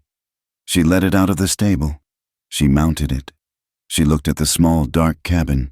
She looked at the barren, dusty fields. This was her home, and she was leaving it to save it. She turned the mare east, toward the low ridges. As she reached the crest of the first hill, she stopped. She looked back, one last time, and she saw him. He was on the far ridge, the same one where she had seen him that first night. A single rider, sitting on his horse, watching her house. He had not left. He had not abandoned her. He had been waiting all this time to see which way she would ride, to see if she would choose the white dress or the open prairie. He raised his hand, a small, dark gesture of acknowledgement. Lena raised hers in return. She was not running to him. She was riding with him. She had made her choice. She had refused the bed of the man who wanted to own her, and she was riding out, free, into the wild. Uncertain dawn, to join the man who had shown her what freedom was. She rode for an hour, the old mare steady but slow. She did not follow the main trail, but kept to the low ground, the arroyos, the cover of the scrub oak. She was heading for the hollow she had seen from the ridge, a place Tahan had pointed out to her once. He was not there. She felt a moment of cold, sharp panic. Had she been wrong? Had he left? Then she heard a low whistle, the call of a prairie bird. But not. It came from the rocks above her. He was there. He had been watching her approach. He rode his pinto down the steep embankment, not in a rush, but with a controlled, fluid power. He did not speak. He did not smile. His face was hard, set in lines of deep, cold anger. He reined in beside her, just looking at her, his eyes searching her face, her clothes, her father's slow horse. He jerked his head to the north. "Come," he said. They rode for another 2 hours, deeper into the broken lands. The sky was turning a heavy, bruised purple in the west. The air was thick and still, charged with a tension that matched his. The wind had died, and the world was holding its breath. He led her to a small valley, a crack in the earth she had never known existed. It was sheltered, with a small spring and a stand of cottonwoods. His 10 warriors were there, their horses grazing. They were quiet, checking their rifles, sharpening their knives. They looked up as Lena rode in, their faces hard. They nodded once at Tahan, their eyes full of questions as they looked at her, but they did not speak. In the most sheltered part of the hollow, under a rock overhang, Tahan had stretched a small, temporary teepee. It was not a home, like the ones in the camp. It was a soldier's shelter. As he dismounted, the first drop of rain hit the dust. It was a large, cold drop, then another, and another. "Get inside," he said. It was an order, not an invitation. They were barely under the hide shelter when the sky tore open. It was not a gentle rain. It was a deluge, a cold, violent flood that turned the air white. The wind came with it, howling through the small valley. Within minutes, the dry ground was a sea of mud, and the temperature had plummeted. They were both soaked. They had been caught in the first wave of it, and their clothes were plastered to their skin. Water dripped from her hair, from his, inside the small teepee. It was dark and cramped. A small pile of sleeping furs lay on one side. Tahan stood by the opening, peering out at the storm, his back to her. He was a wall of tense, furious muscle. The silence was broken only by the roar of the rain on the hide. "You are a fool," he said, his voice a low growl. He did not turn. Lena flinched. She had expected relief, perhaps. "Welcome, not this. You should have stayed," he said, his voice tight. "You should have played the weak white woman. You should have smiled at that fat man. You should have done your part. My part," she whispered, her voice trembling with cold and a new, rising anger. He turned on her then, his eyes blazing in the dim light. "Yes, your part. You were safe. You were in their world. We had a plan, a signal. You ride out here, on a slow horse, in the open. What if they followed you? What if they saw you? You bring them right to us. You risk everything. For what?" His anger was a shield. She could see it. He was not angry at her. He was terrified for her. He was terrified that she had brought the world of blue coats and rifles with her. "Safe," she cried, her voice rising to match his. "You call that safe? You call that a world? You think I was safe in that house with him?" "It was better than this," he shot back, gesturing at the howling storm, at the warriors outside. "This is death. Hardin will hunt us. He will find us. And now, he will hunt you. He will not see you as a white girl he must save. He will see you as one of us, as a traitor." "Let him," she shouted, the last of her control snapping. "I am not one of them. I have not been one of them since the day you pulled me from that wagon. And what about you? Tahan, you talk about my part. What was your part? You were at the fort. You were going to let me go. You were going to trade me." "I did not know," he roared, taking a step toward her, his hands clenched. "I did not know what I was trading you to. I thought food, blankets. I thought I was trading you for my people to live. I did not know. I did not know it was him." "And what if it had been?" she sobbed, the anger breaking, the cold, the fear, the weeks of terror finally crashing over her. The tears she had refused to shed for her father, for Jed, for herself, came in a hot, painful rush. What if it had been any man you were still trading me like a horse, like a sack of flour? Tahan stopped. The rage drained from his face, replaced by a deep, aching confusion. He watched her cry, not with the loud, wailing sobs of the women in his camp, but with a silent, desperate, racking grief that shook her entire body. I had nowhere else to go," she whispered, her voice breaking. She sank to the ground, huddling in on herself. "That is what you do not see. I did not ride here to be with you. I rode here because I had no home. My father, he chose the land. Jed, he wanted to own me." She looked up at him, her face wet, her eyes pleading for him to understand. "I did not choose you over them. I chose to be a person. I chose to be free. And this was the only place in the world where I could run." Her words hung in the air, terrible and true. If you turn me away now, I have nothing. I am nothing." He stood frozen, staring at her. He saw her. He saw, for the first time, not the white woman, not the captive, not the prize. He saw a girl of 19, as lost and as hunted as he was, who had burned down her entire world and walked out of the ashes with nothing but a slow horse and her father's knife. He saw that she had placed her life, her entire solitary, broken life, in his hands. He sat. He did not sit near her. He sat across the small space from her, his back against a lodgepole. He watched her for a long time as her sobs quieted. The rain hammered the hide, a relentless, roaring drum. I Watched, he said, his English rough, the words difficult. She looked up, her breathing still shaky. At your house, he said, his gaze fixed on the darkness. I did not leave. After the fort, I rode back. I watched the light in your window. I was afraid. Afraid, she whispered. He nodded. A curt, harsh movement. Afraid of that man, Jed Ramsey. Afraid of his bed. He met her eyes. I did not leave you. I could not.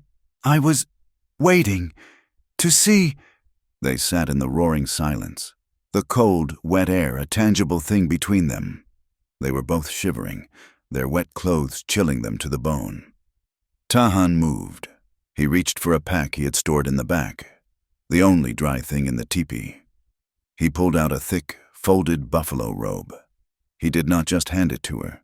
He unfolded it, the fur soft and dark, and came toward her. She flinched, pulling back. He stopped. He just held it out. She did not move. With a small sound of impatience, he knelt and draped it over her trembling shoulders. The fur was warm, heavy, and it smelled of smoke. He sat beside her, not touching, just close. He pulled the other half of the heavy robe over his own shoulders.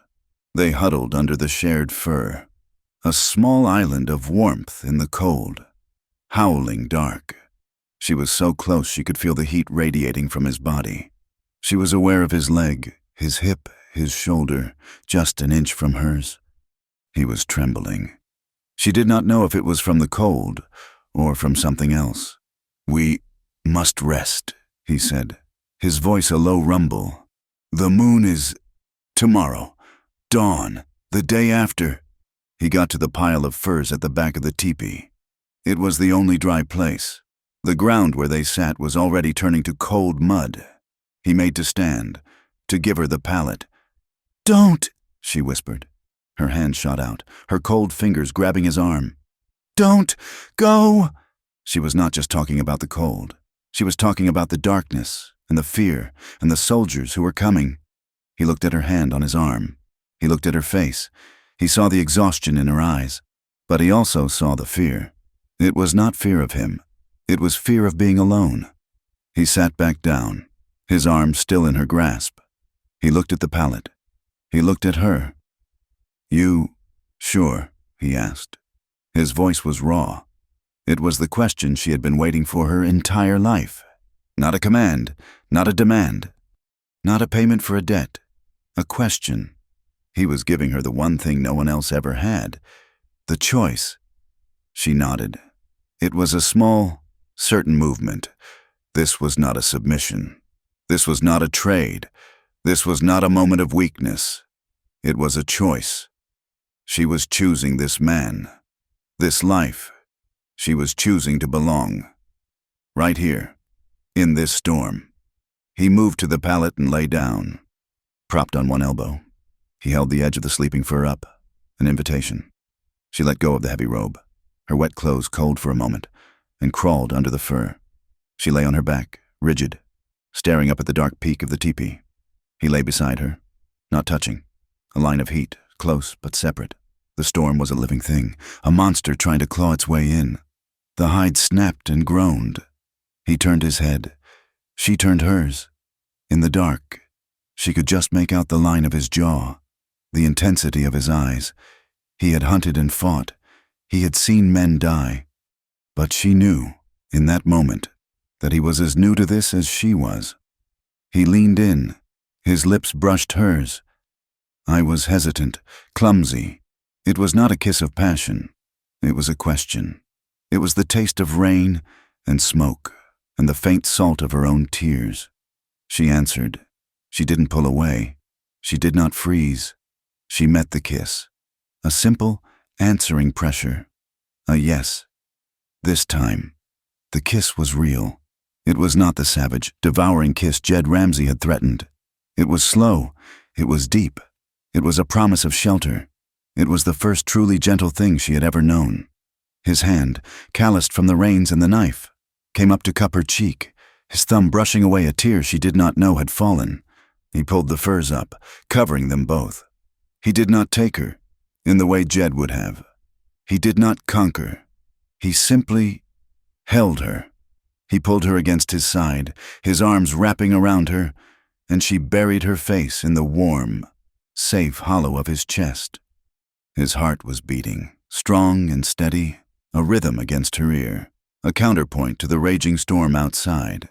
For the first time in her life, Lena Carter was not a daughter, not a prisoner, not a price to be paid. She was just safe. And she slept. She woke to silence. The storm was over. The world was still. Gray light filtered through the smoke hole of the teepee. She was on her side, wrapped in Tahan's arms. His body was a solid, warm wall behind her. His breathing a deep, even sound in her ear. She felt calm. There was no shame, no regret. She was not the ruined woman the pastor would preach about. She was not the savage's woman Jed would call her. She was herself. She had been cold, and she had found warmth. She had been lost, and she had found a home. He stirred, his arms tightening around her for a moment in his sleep. Then he woke. His eyes opened. He did not move, looking at her, his gaze soft in the morning light.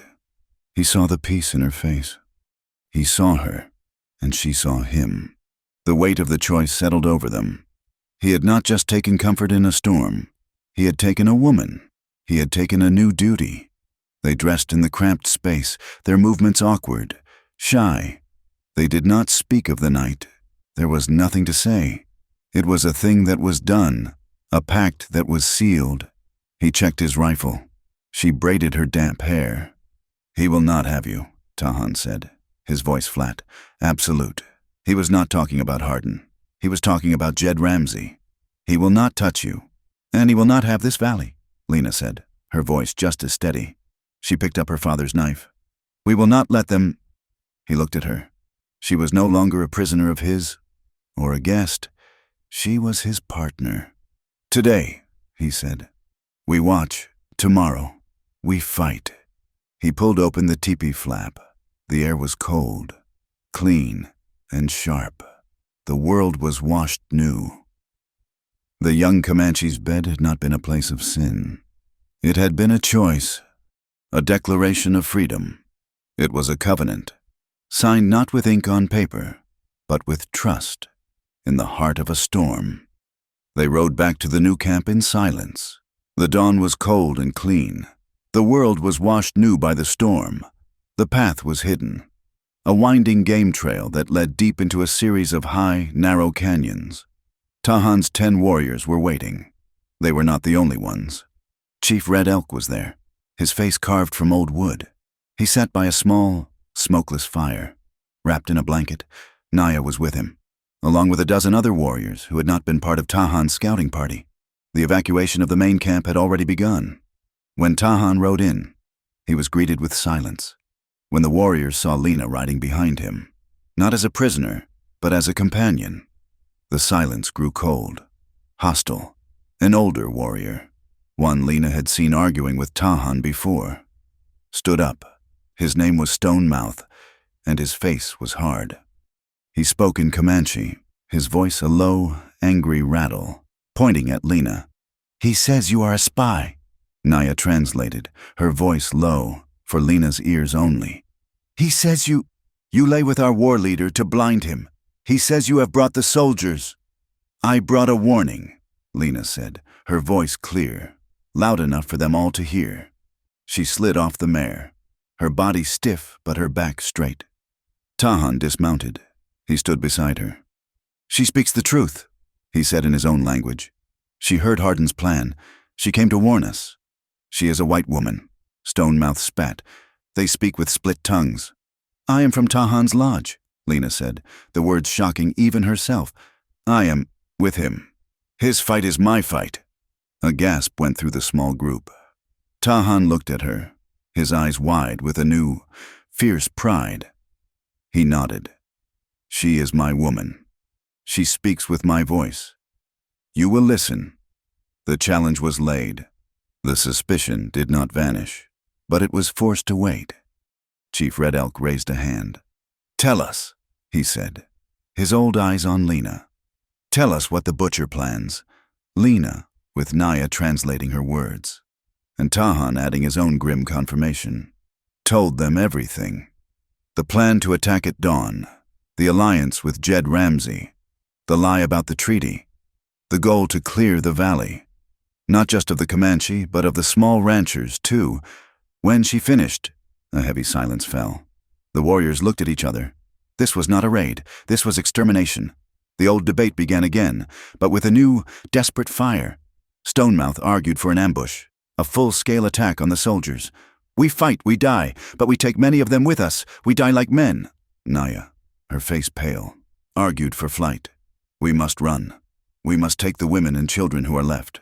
We must go east, into the staked plains. We must hide. We cannot fight his rifles. Tahan, you saw his fort. We cannot win. She is right, Tahan said, and the warriors stared at him.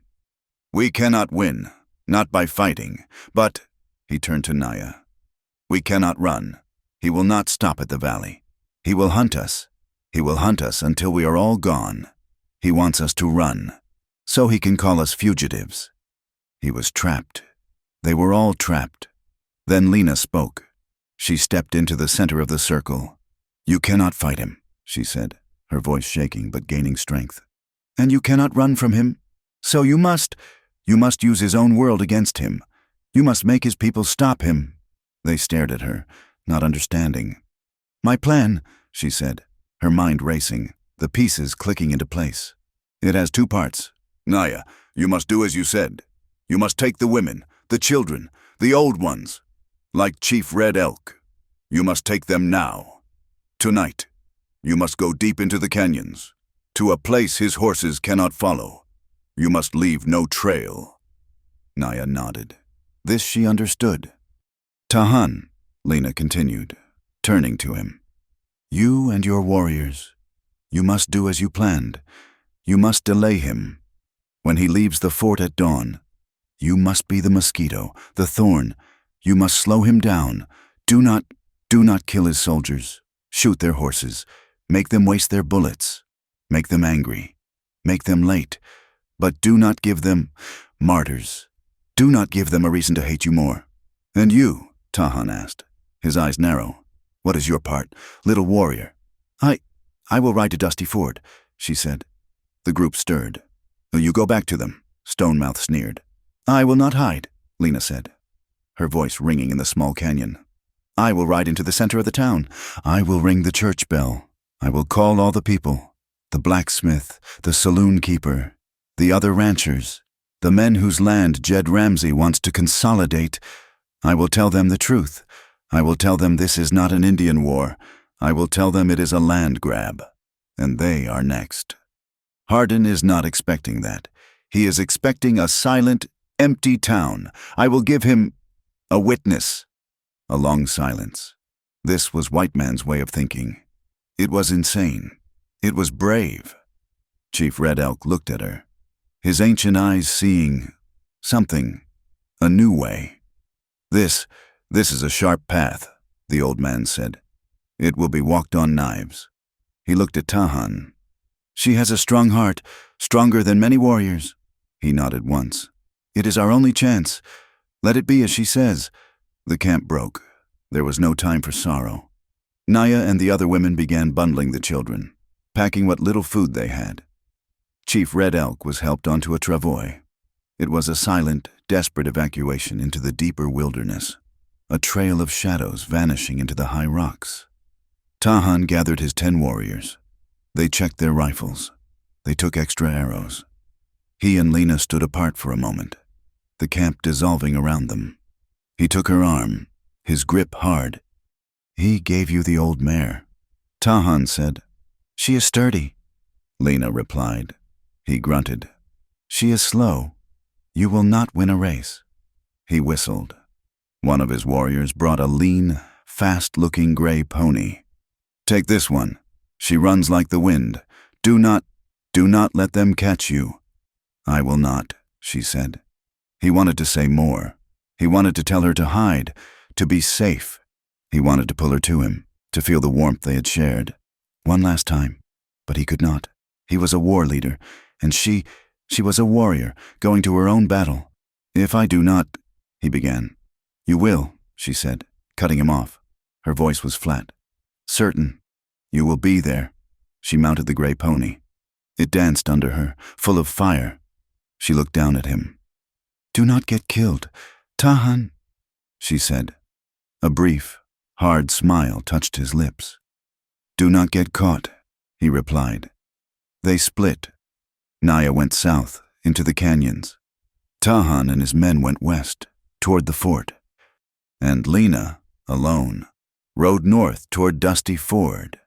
The moon was full and bright, a cold, silver eye, and it lit the plains like day. At dawn, Tahan was on a high ridge, his belly pressed to the cold rock. He watched the gates of Fort Davis. He did not have to wait long. The gates opened. A column of blue rode out. Not 20 men, 30. Hardin was not taking chances. They rode hard, in a tight, disciplined formation, heading straight for the site of the old camp. "Now," Tahan whispered. They let them pass. They waited until the column was deep in the broken lands, in a narrow pass where the trail wound between high rocks. A single arrow, tipped not with steel, but with a burning pitch-soaked rag, arced high and landed on a patch of dry brush in front of the column. The brush exploded in flame. The lead horses reared, screaming, their riders cursing. The column broke in confusion. "Fire!" a voice shouted from the rocks. Tahan's warriors opened fire. They did not aim for the bluecoats. They aimed for the animals. A horse went down, its legs shattering. Another screamed as a bullet grazed its flank, turning it into a bucking, uncontrollable mad thing. The neat column dissolved into chaos. "Ambush!" Hardin roared. "Return fire! To the rocks!" The soldiers, angry and confused, began firing at shadows. Bullets pinged off the rocks, whining, ricocheting. Tahan's men were already gone. They had fired and moved, disappearing like ghosts, only to fire again from 100 yards down the pass. For an hour, it was a frustrating, one-sided fight. Hardin's men wasted ammunition on rocks. 2 more horses were wounded.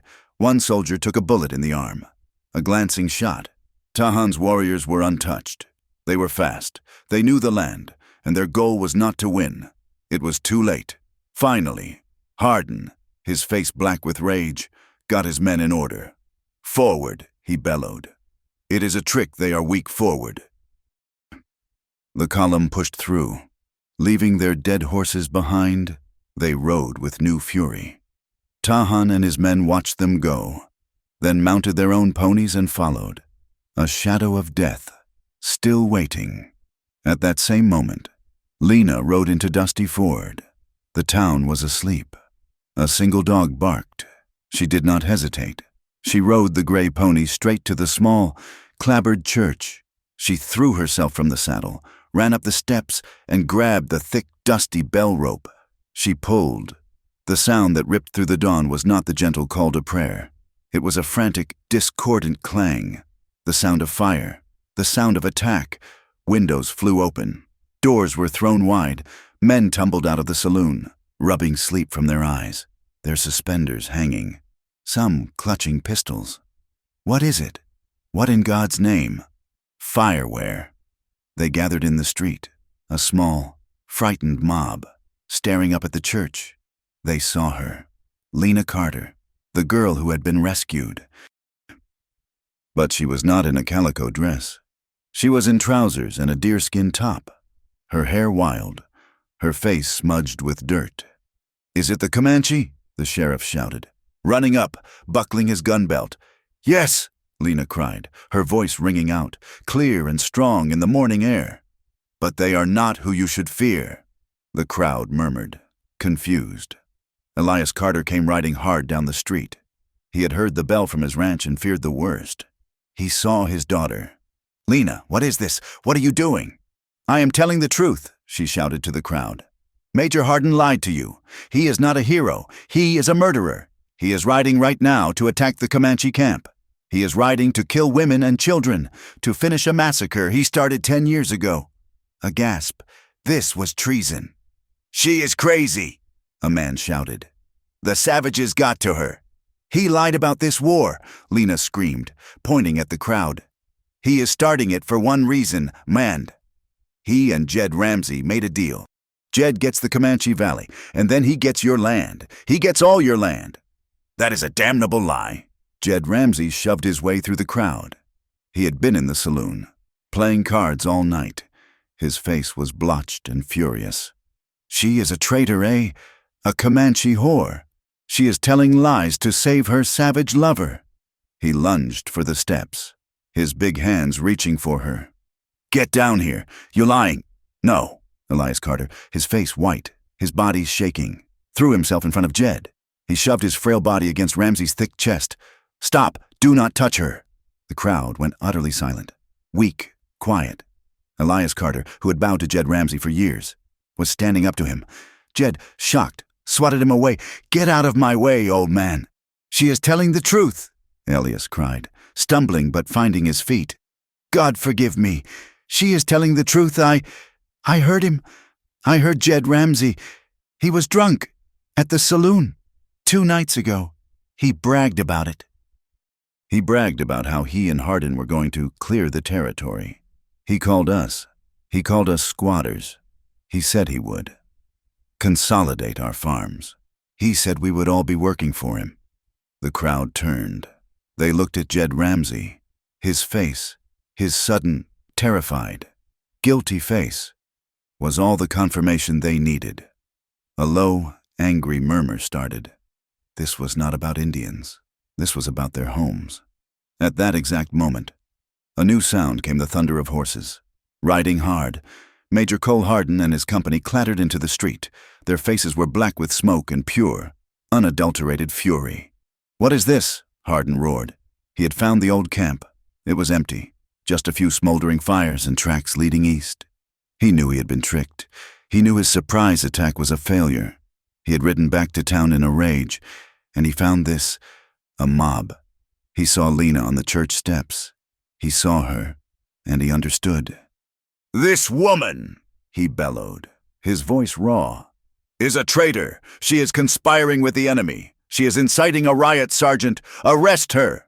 Several soldiers dismounted, raising their rifles. The townspeople fell back, their anger replaced by fear of the blue uniforms. "She speaks the truth, Major," Elias cried out. "Silence that old fool," Hardin screamed. He was losing control. His plan, his perfect, clean plan, was dissolving into this ugly, public mess. He raised his service revolver. He aimed it, not at Lena, but at the man who had corroborated her story. He aimed it at Elias Carter. "Hold," a new voice. From the other end of the street. The crowd turned. Hardin froze. Tahan. He sat on his pinto, at the south end of the main street. His 10 warriors were behind him, fanned out in a line. They were not painted for war. They just sat, their rifles held across their saddles, their faces hard as stone. They had cut across the ridges, seeing the smoke from Hardin's column change direction, and had guessed where he was going. The town of Dusty Ford was trapped, the United States Army at one end, a Comanche war party at the other. Hardin looked at Tahan. He looked at Lena. He looked at the mutinous, watching faces of the townspeople. His career, his land, his entire future was collapsing. It was all because of them. With a raw scream of pure rage, he swung his pistol away from Elias toward the true source of his ruin. He aimed it straight at Tahan. "Fire!" he bellowed at his men. He pulled the trigger. Lena had been watching his eyes. She knew. She did not think. She moved. She threw her entire body at Hardin's arm, shoving it hard. The gun exploded. The sound echoed off the false front buildings. Lena was thrown to the ground. Tahan cried out, a sharp grunt of pain. He grabbed his left shoulder, where the bullet had torn through the muscle. Blood welled, dark, but he stayed on his horse. The street was frozen for one terrible second. The soldiers were stunned. The townspeople were silent. Jed Ramsey acted. He was not a soldier concerned with orders. He was a man of property. His land, his deal, his woman were all being taken. He lunged. He did not go for Hardin. He went for Lena. He grabbed her from the ground, his thick arm locking around her throat. pulling her up against his chest as a shield. He pressed the glittering 9-inch blade of a Bowie knife to her throat. "Back off," Jed shrieked, his face purple, his eyes bulging with panic and rage. "All of you, back off, soldiers, Indians. You move, and I cut her throat." He held her tight, the blade digging a thin, red line on her skin. He looked at Tahan, and he looked at the town. "The girl," he panted, "is mine." The main street of Dusty Ford was a frozen, silent stage. 3 groups, poised on the edge of a massacre. The soldiers, confused, their rifles half raised, caught between their officers' rage and the faces of the townspeople. The Comanche warriors, unmoving at the end of the street, their eyes on Tahan, waiting for the signal. And the townspeople, a frightened huddle, trapped between the 2 forces. Lena could not breathe. Jed's arm was a band of iron, crushing her ribs. The point of the knife dug into her throat, a sharp, cold line of pain. She could smell the sour whiskey on his breath, the animal stink of his panic. Major Cole Hardin was a man undone. His face was a mask of pure, uncontrolled fury. His perfect plan, his clean war, his profitable retirement, all of it was burning down in this dusty street, in front of witnesses. "Sergeant!" he screamed, his voice cracking. "Fire a warning volley over their heads. Show these red devils we are not playing." The sergeant, a veteran with tired eyes, looked at his major. He looked at the women and children cowering by the saloon. He looked at Elias Carter, standing right in the line of fire. "Sir," he said, his voice low, "there are civilians." "That is an order, Sergeant." But before the sergeant could move, another voice, thin and shaking, cut through the tension. "Let her go." It was Elias Carter. He had moved. No one had seen him. In the chaos of Hardin's arrival, a soldier had dropped his repeating rifle. Elias, the man who hated violence, who had lived a life of quiet compromises, was holding it. The barrel was heavy, and it wavered in his shaking hands. But it was aimed, unmistakably, at Jed Ramsey's chest. Jed let out a high, panicked laugh. "You old man, you'll shoot your own daughter before you hit me." He yanked Lena tighter, using her as a shield, pressing the knife blade until a small, warm trickle of blood ran down her neck. Try it, old fool." Tahan watched, his left arm a numb, burning fire. The bullet from Hardin's pistol had torn through the thick muscle of his shoulder. He was bleeding, but his eyes were clear. He saw the pig, Jed, hiding behind the woman he had held in the storm. He saw the butcher, Hardin, ready to kill them all to save his own pride. He ignored Jed. Jed was just a rabid dog. Hardin was the man who had let the dog off its chain. Tahan shifted his grip, his good right hand finding the shaft of his spear, which was still in his hand, resting on the ground. He raised it. He did not aim at Jed. He aimed it, across the street, directly at Major Cole Hardin. His voice was not loud, but it carried in the dead silence. His English was broken, but his meaning was perfect. "You shoot," he said, his voice a low growl. "You kill him." He nodded at Elias. "You let him." He nodded at Jed. "Kill her. This war, it never ends. We will hunt you. Not just your soldiers. You. We will find you." The young soldiers near Hardin looked at each other. This was not a battle. This was a blood feud, and they were standing in the middle of it. They had not signed up for this. They had not signed up to die in a dusty street so their major could save face. "Stand down, Major," a new voice, loud, full of authority. The town sheriff, a heavy, neutral man named Matthews, stepped off the boardwalk. He had his hand on his own pistol. He was not looking at the Comanche. He was looking at Hardin. "This is a military matter." "Sheriff," Hardin snarled, his eyes darting between Tahan and this new problem. "This is insurrection. This is my town." "Major," the sheriff said, his voice flat. "And these are my citizens. I see a man holding a woman hostage. I see another man, her father, trying to defend her. And I see a United States Army officer threatening to fire on all of them. That is not a military matter. That is a crime. You give the order to fire, Major." and I will personally ride to Fort Worth, and I will testify before a military tribunal that you ordered the massacre of unarmed civilians." The word massacre hung in the air. The spell was broken. The townspeople were no longer just scared. They were angry. The blacksmith, a big man with soot on his face, stepped forward. "The sheriff is right, and Elias is right. I heard Ramsey in the saloon, bragging about his deal with the major. He called it clearing the land. He said he was consolidating. I thought he was just drunk. He came to my store," another man called out. "Told me my deed was in error.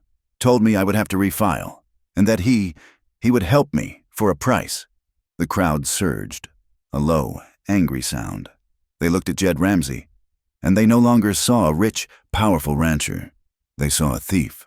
Hardin was trapped. His soldiers were hesitating. The town was against him. The Comanche were watching him.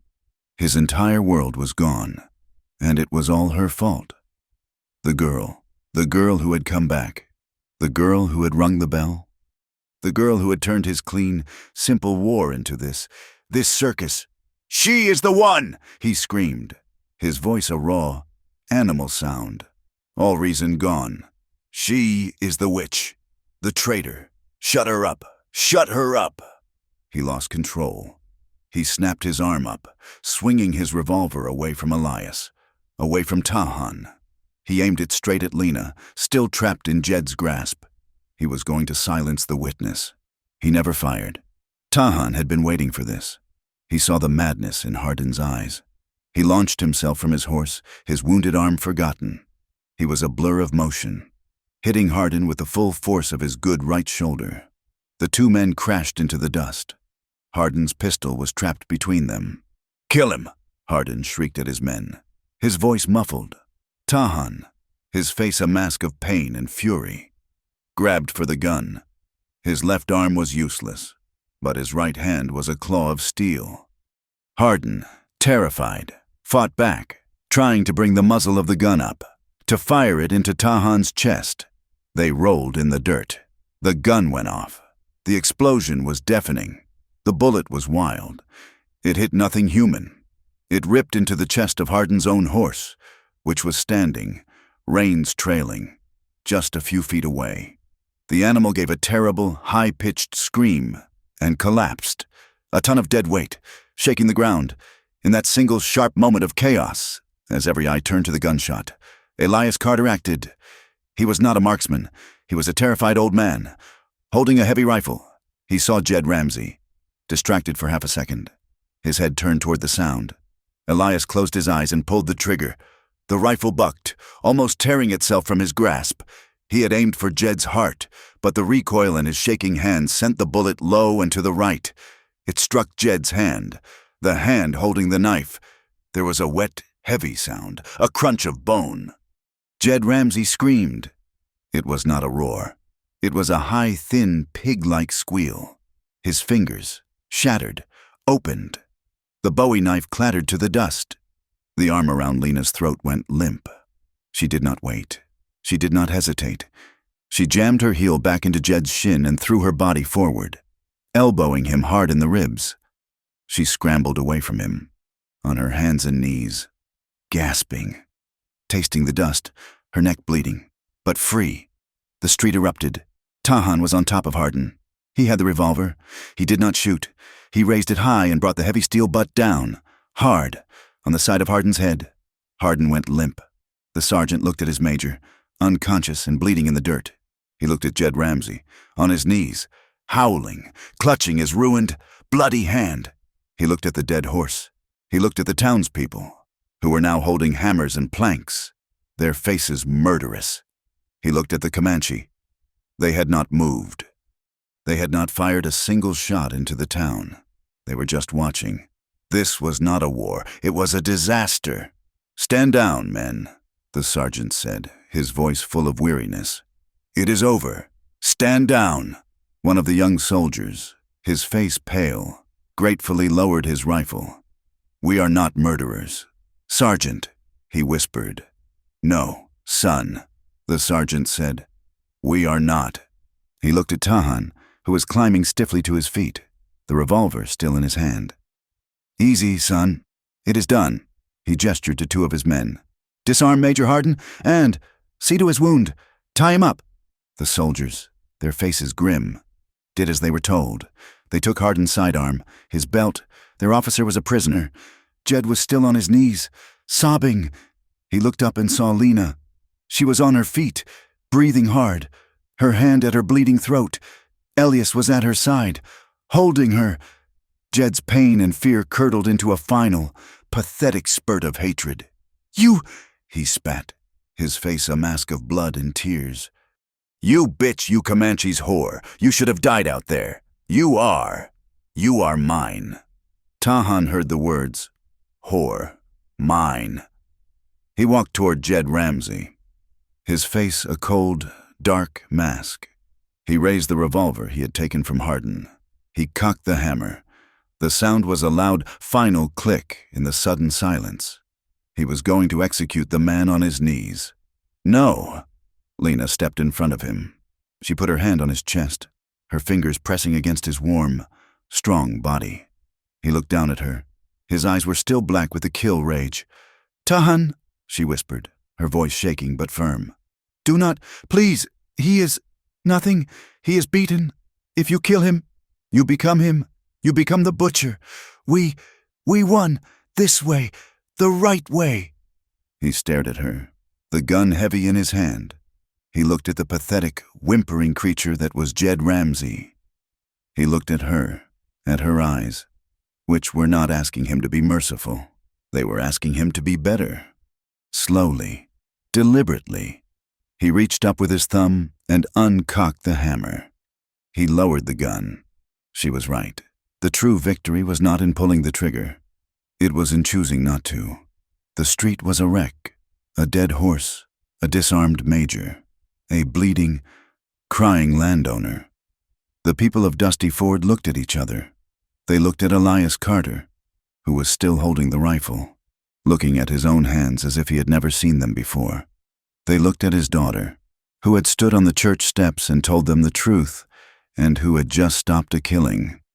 They felt a deep, collective shame. They had been silent.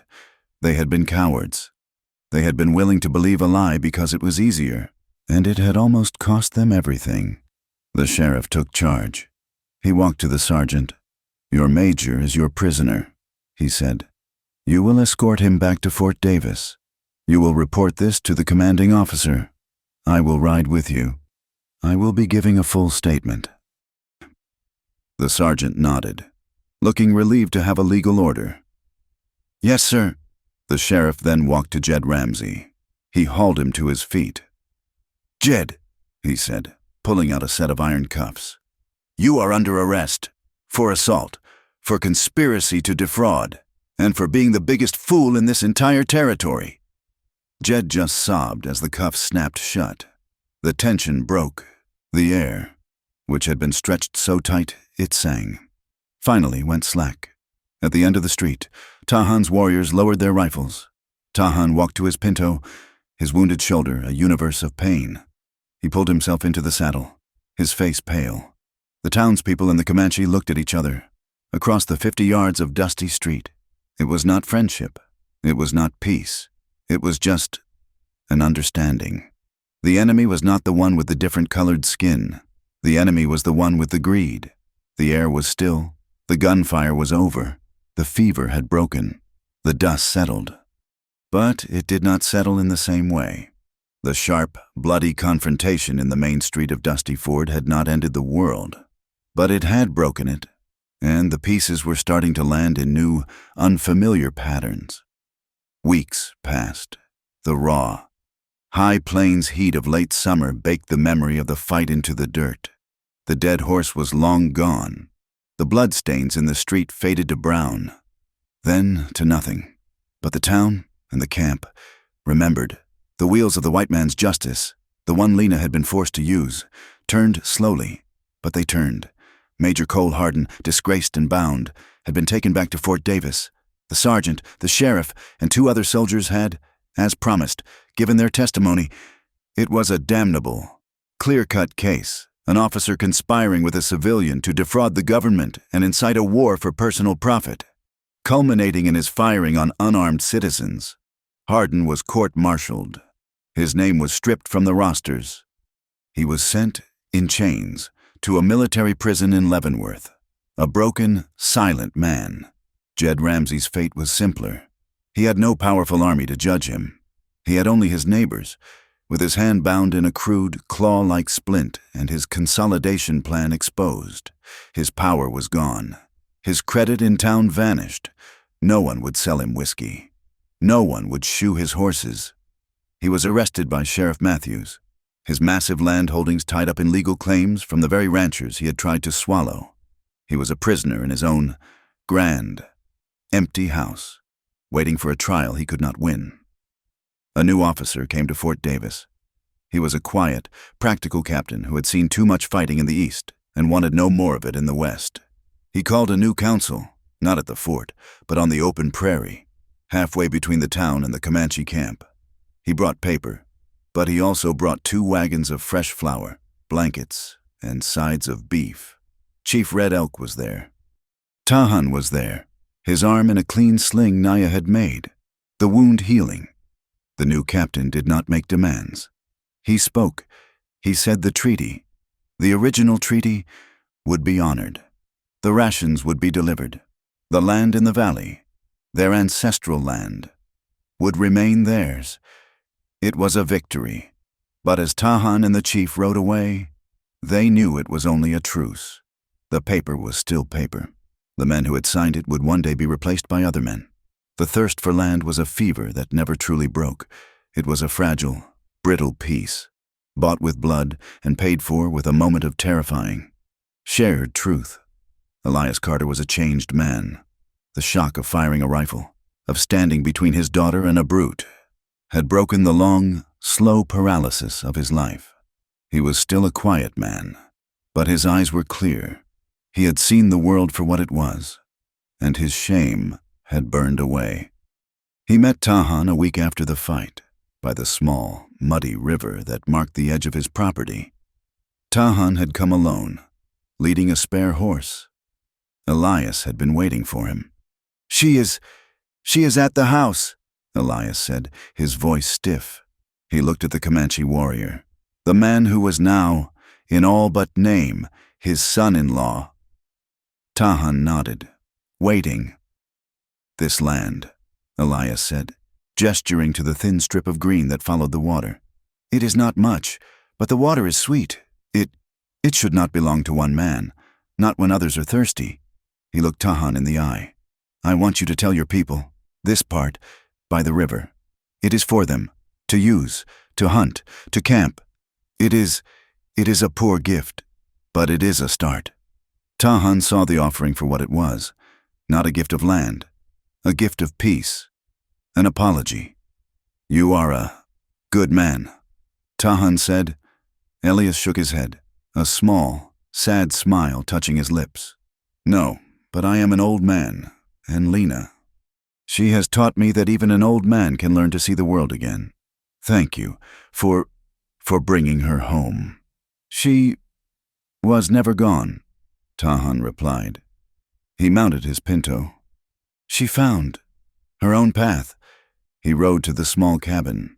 Lena was on the porch, mending one of her father's shirts, the same task she had been doing when this all began. But she was not the same woman. She wore her deerskin dress.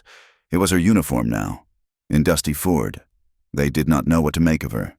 When she rode in for supplies, the townspeople would stop. They would watch her. They were no longer leering. They were afraid, and they were respectful. She was not just Elias Carter's girl. She was the woman who had rung the church bell. She was the woman who had faced down Hardin. She was the woman who, as the whispers went, had lain in a warrior's teepee.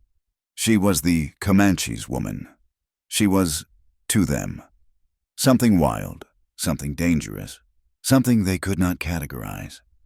Lena Carter, who had once ached for their approval, who had lived in fear of their judgment, no longer cared.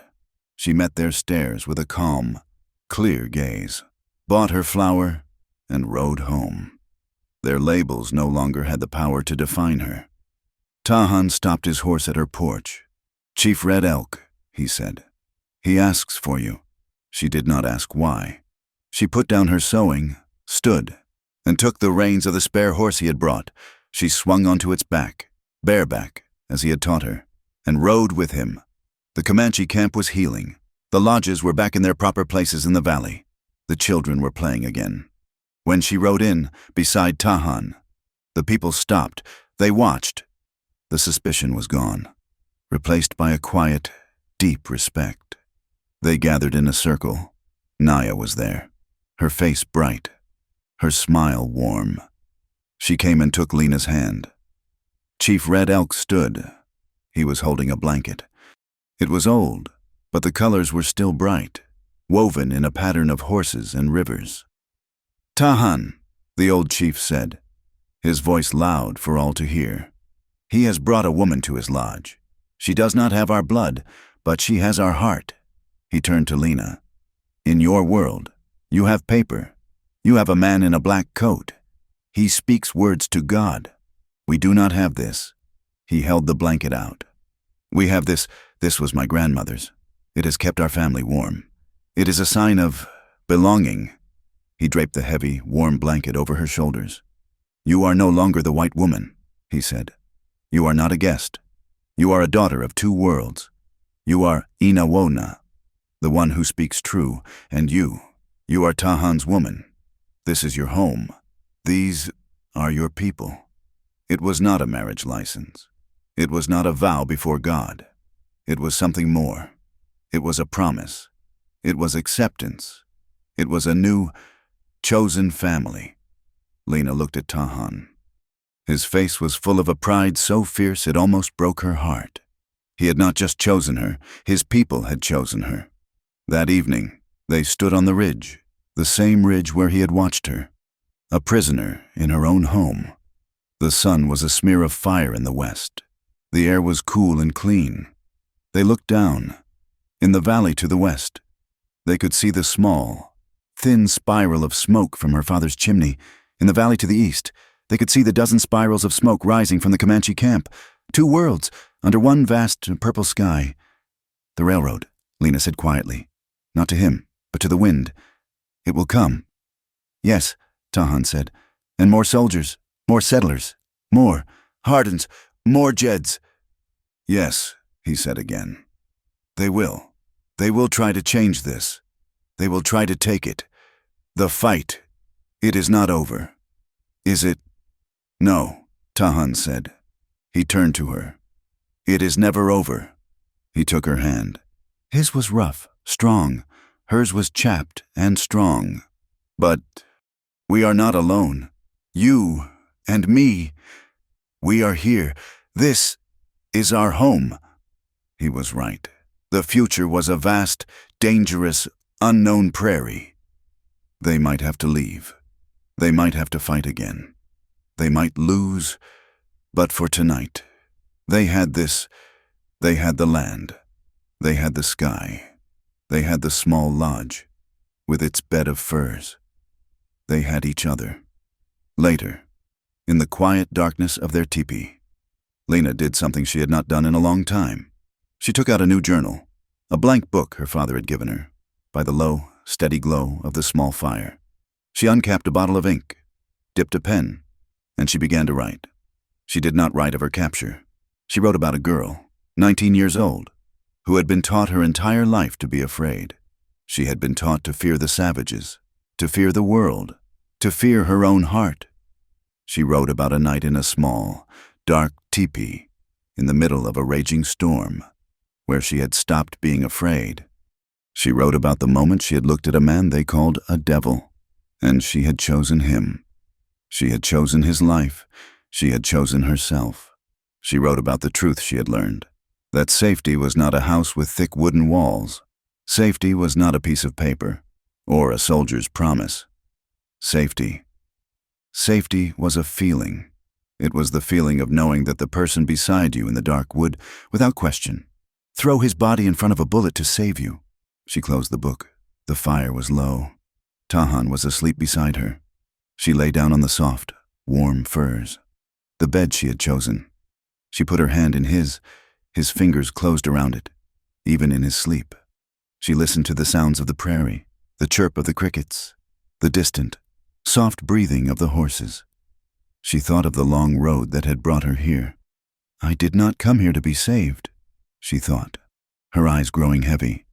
I came here to ride free, and I found the one who rides beside me. The West was still wild. It was still dangerous. It was still a place that could break a person in 1,000 different ways. But here, in the darkness, in the heart of the Comanche land, Lena and Tahan had chosen their bed. They had chosen their home, and they had chosen their freedom. Thank you so much for listening to this story. I am so glad to have shared it with you. I am curious, where in the world are you listening from, please? Let me know in the comments below. I would love to hear your thoughts and share in this moment. If you enjoyed this tale, please consider subscribing to my channel, Wild West Tales, and give this video a like. And if you really want to help support the channel, hit that hype button to help this story be heard by more people.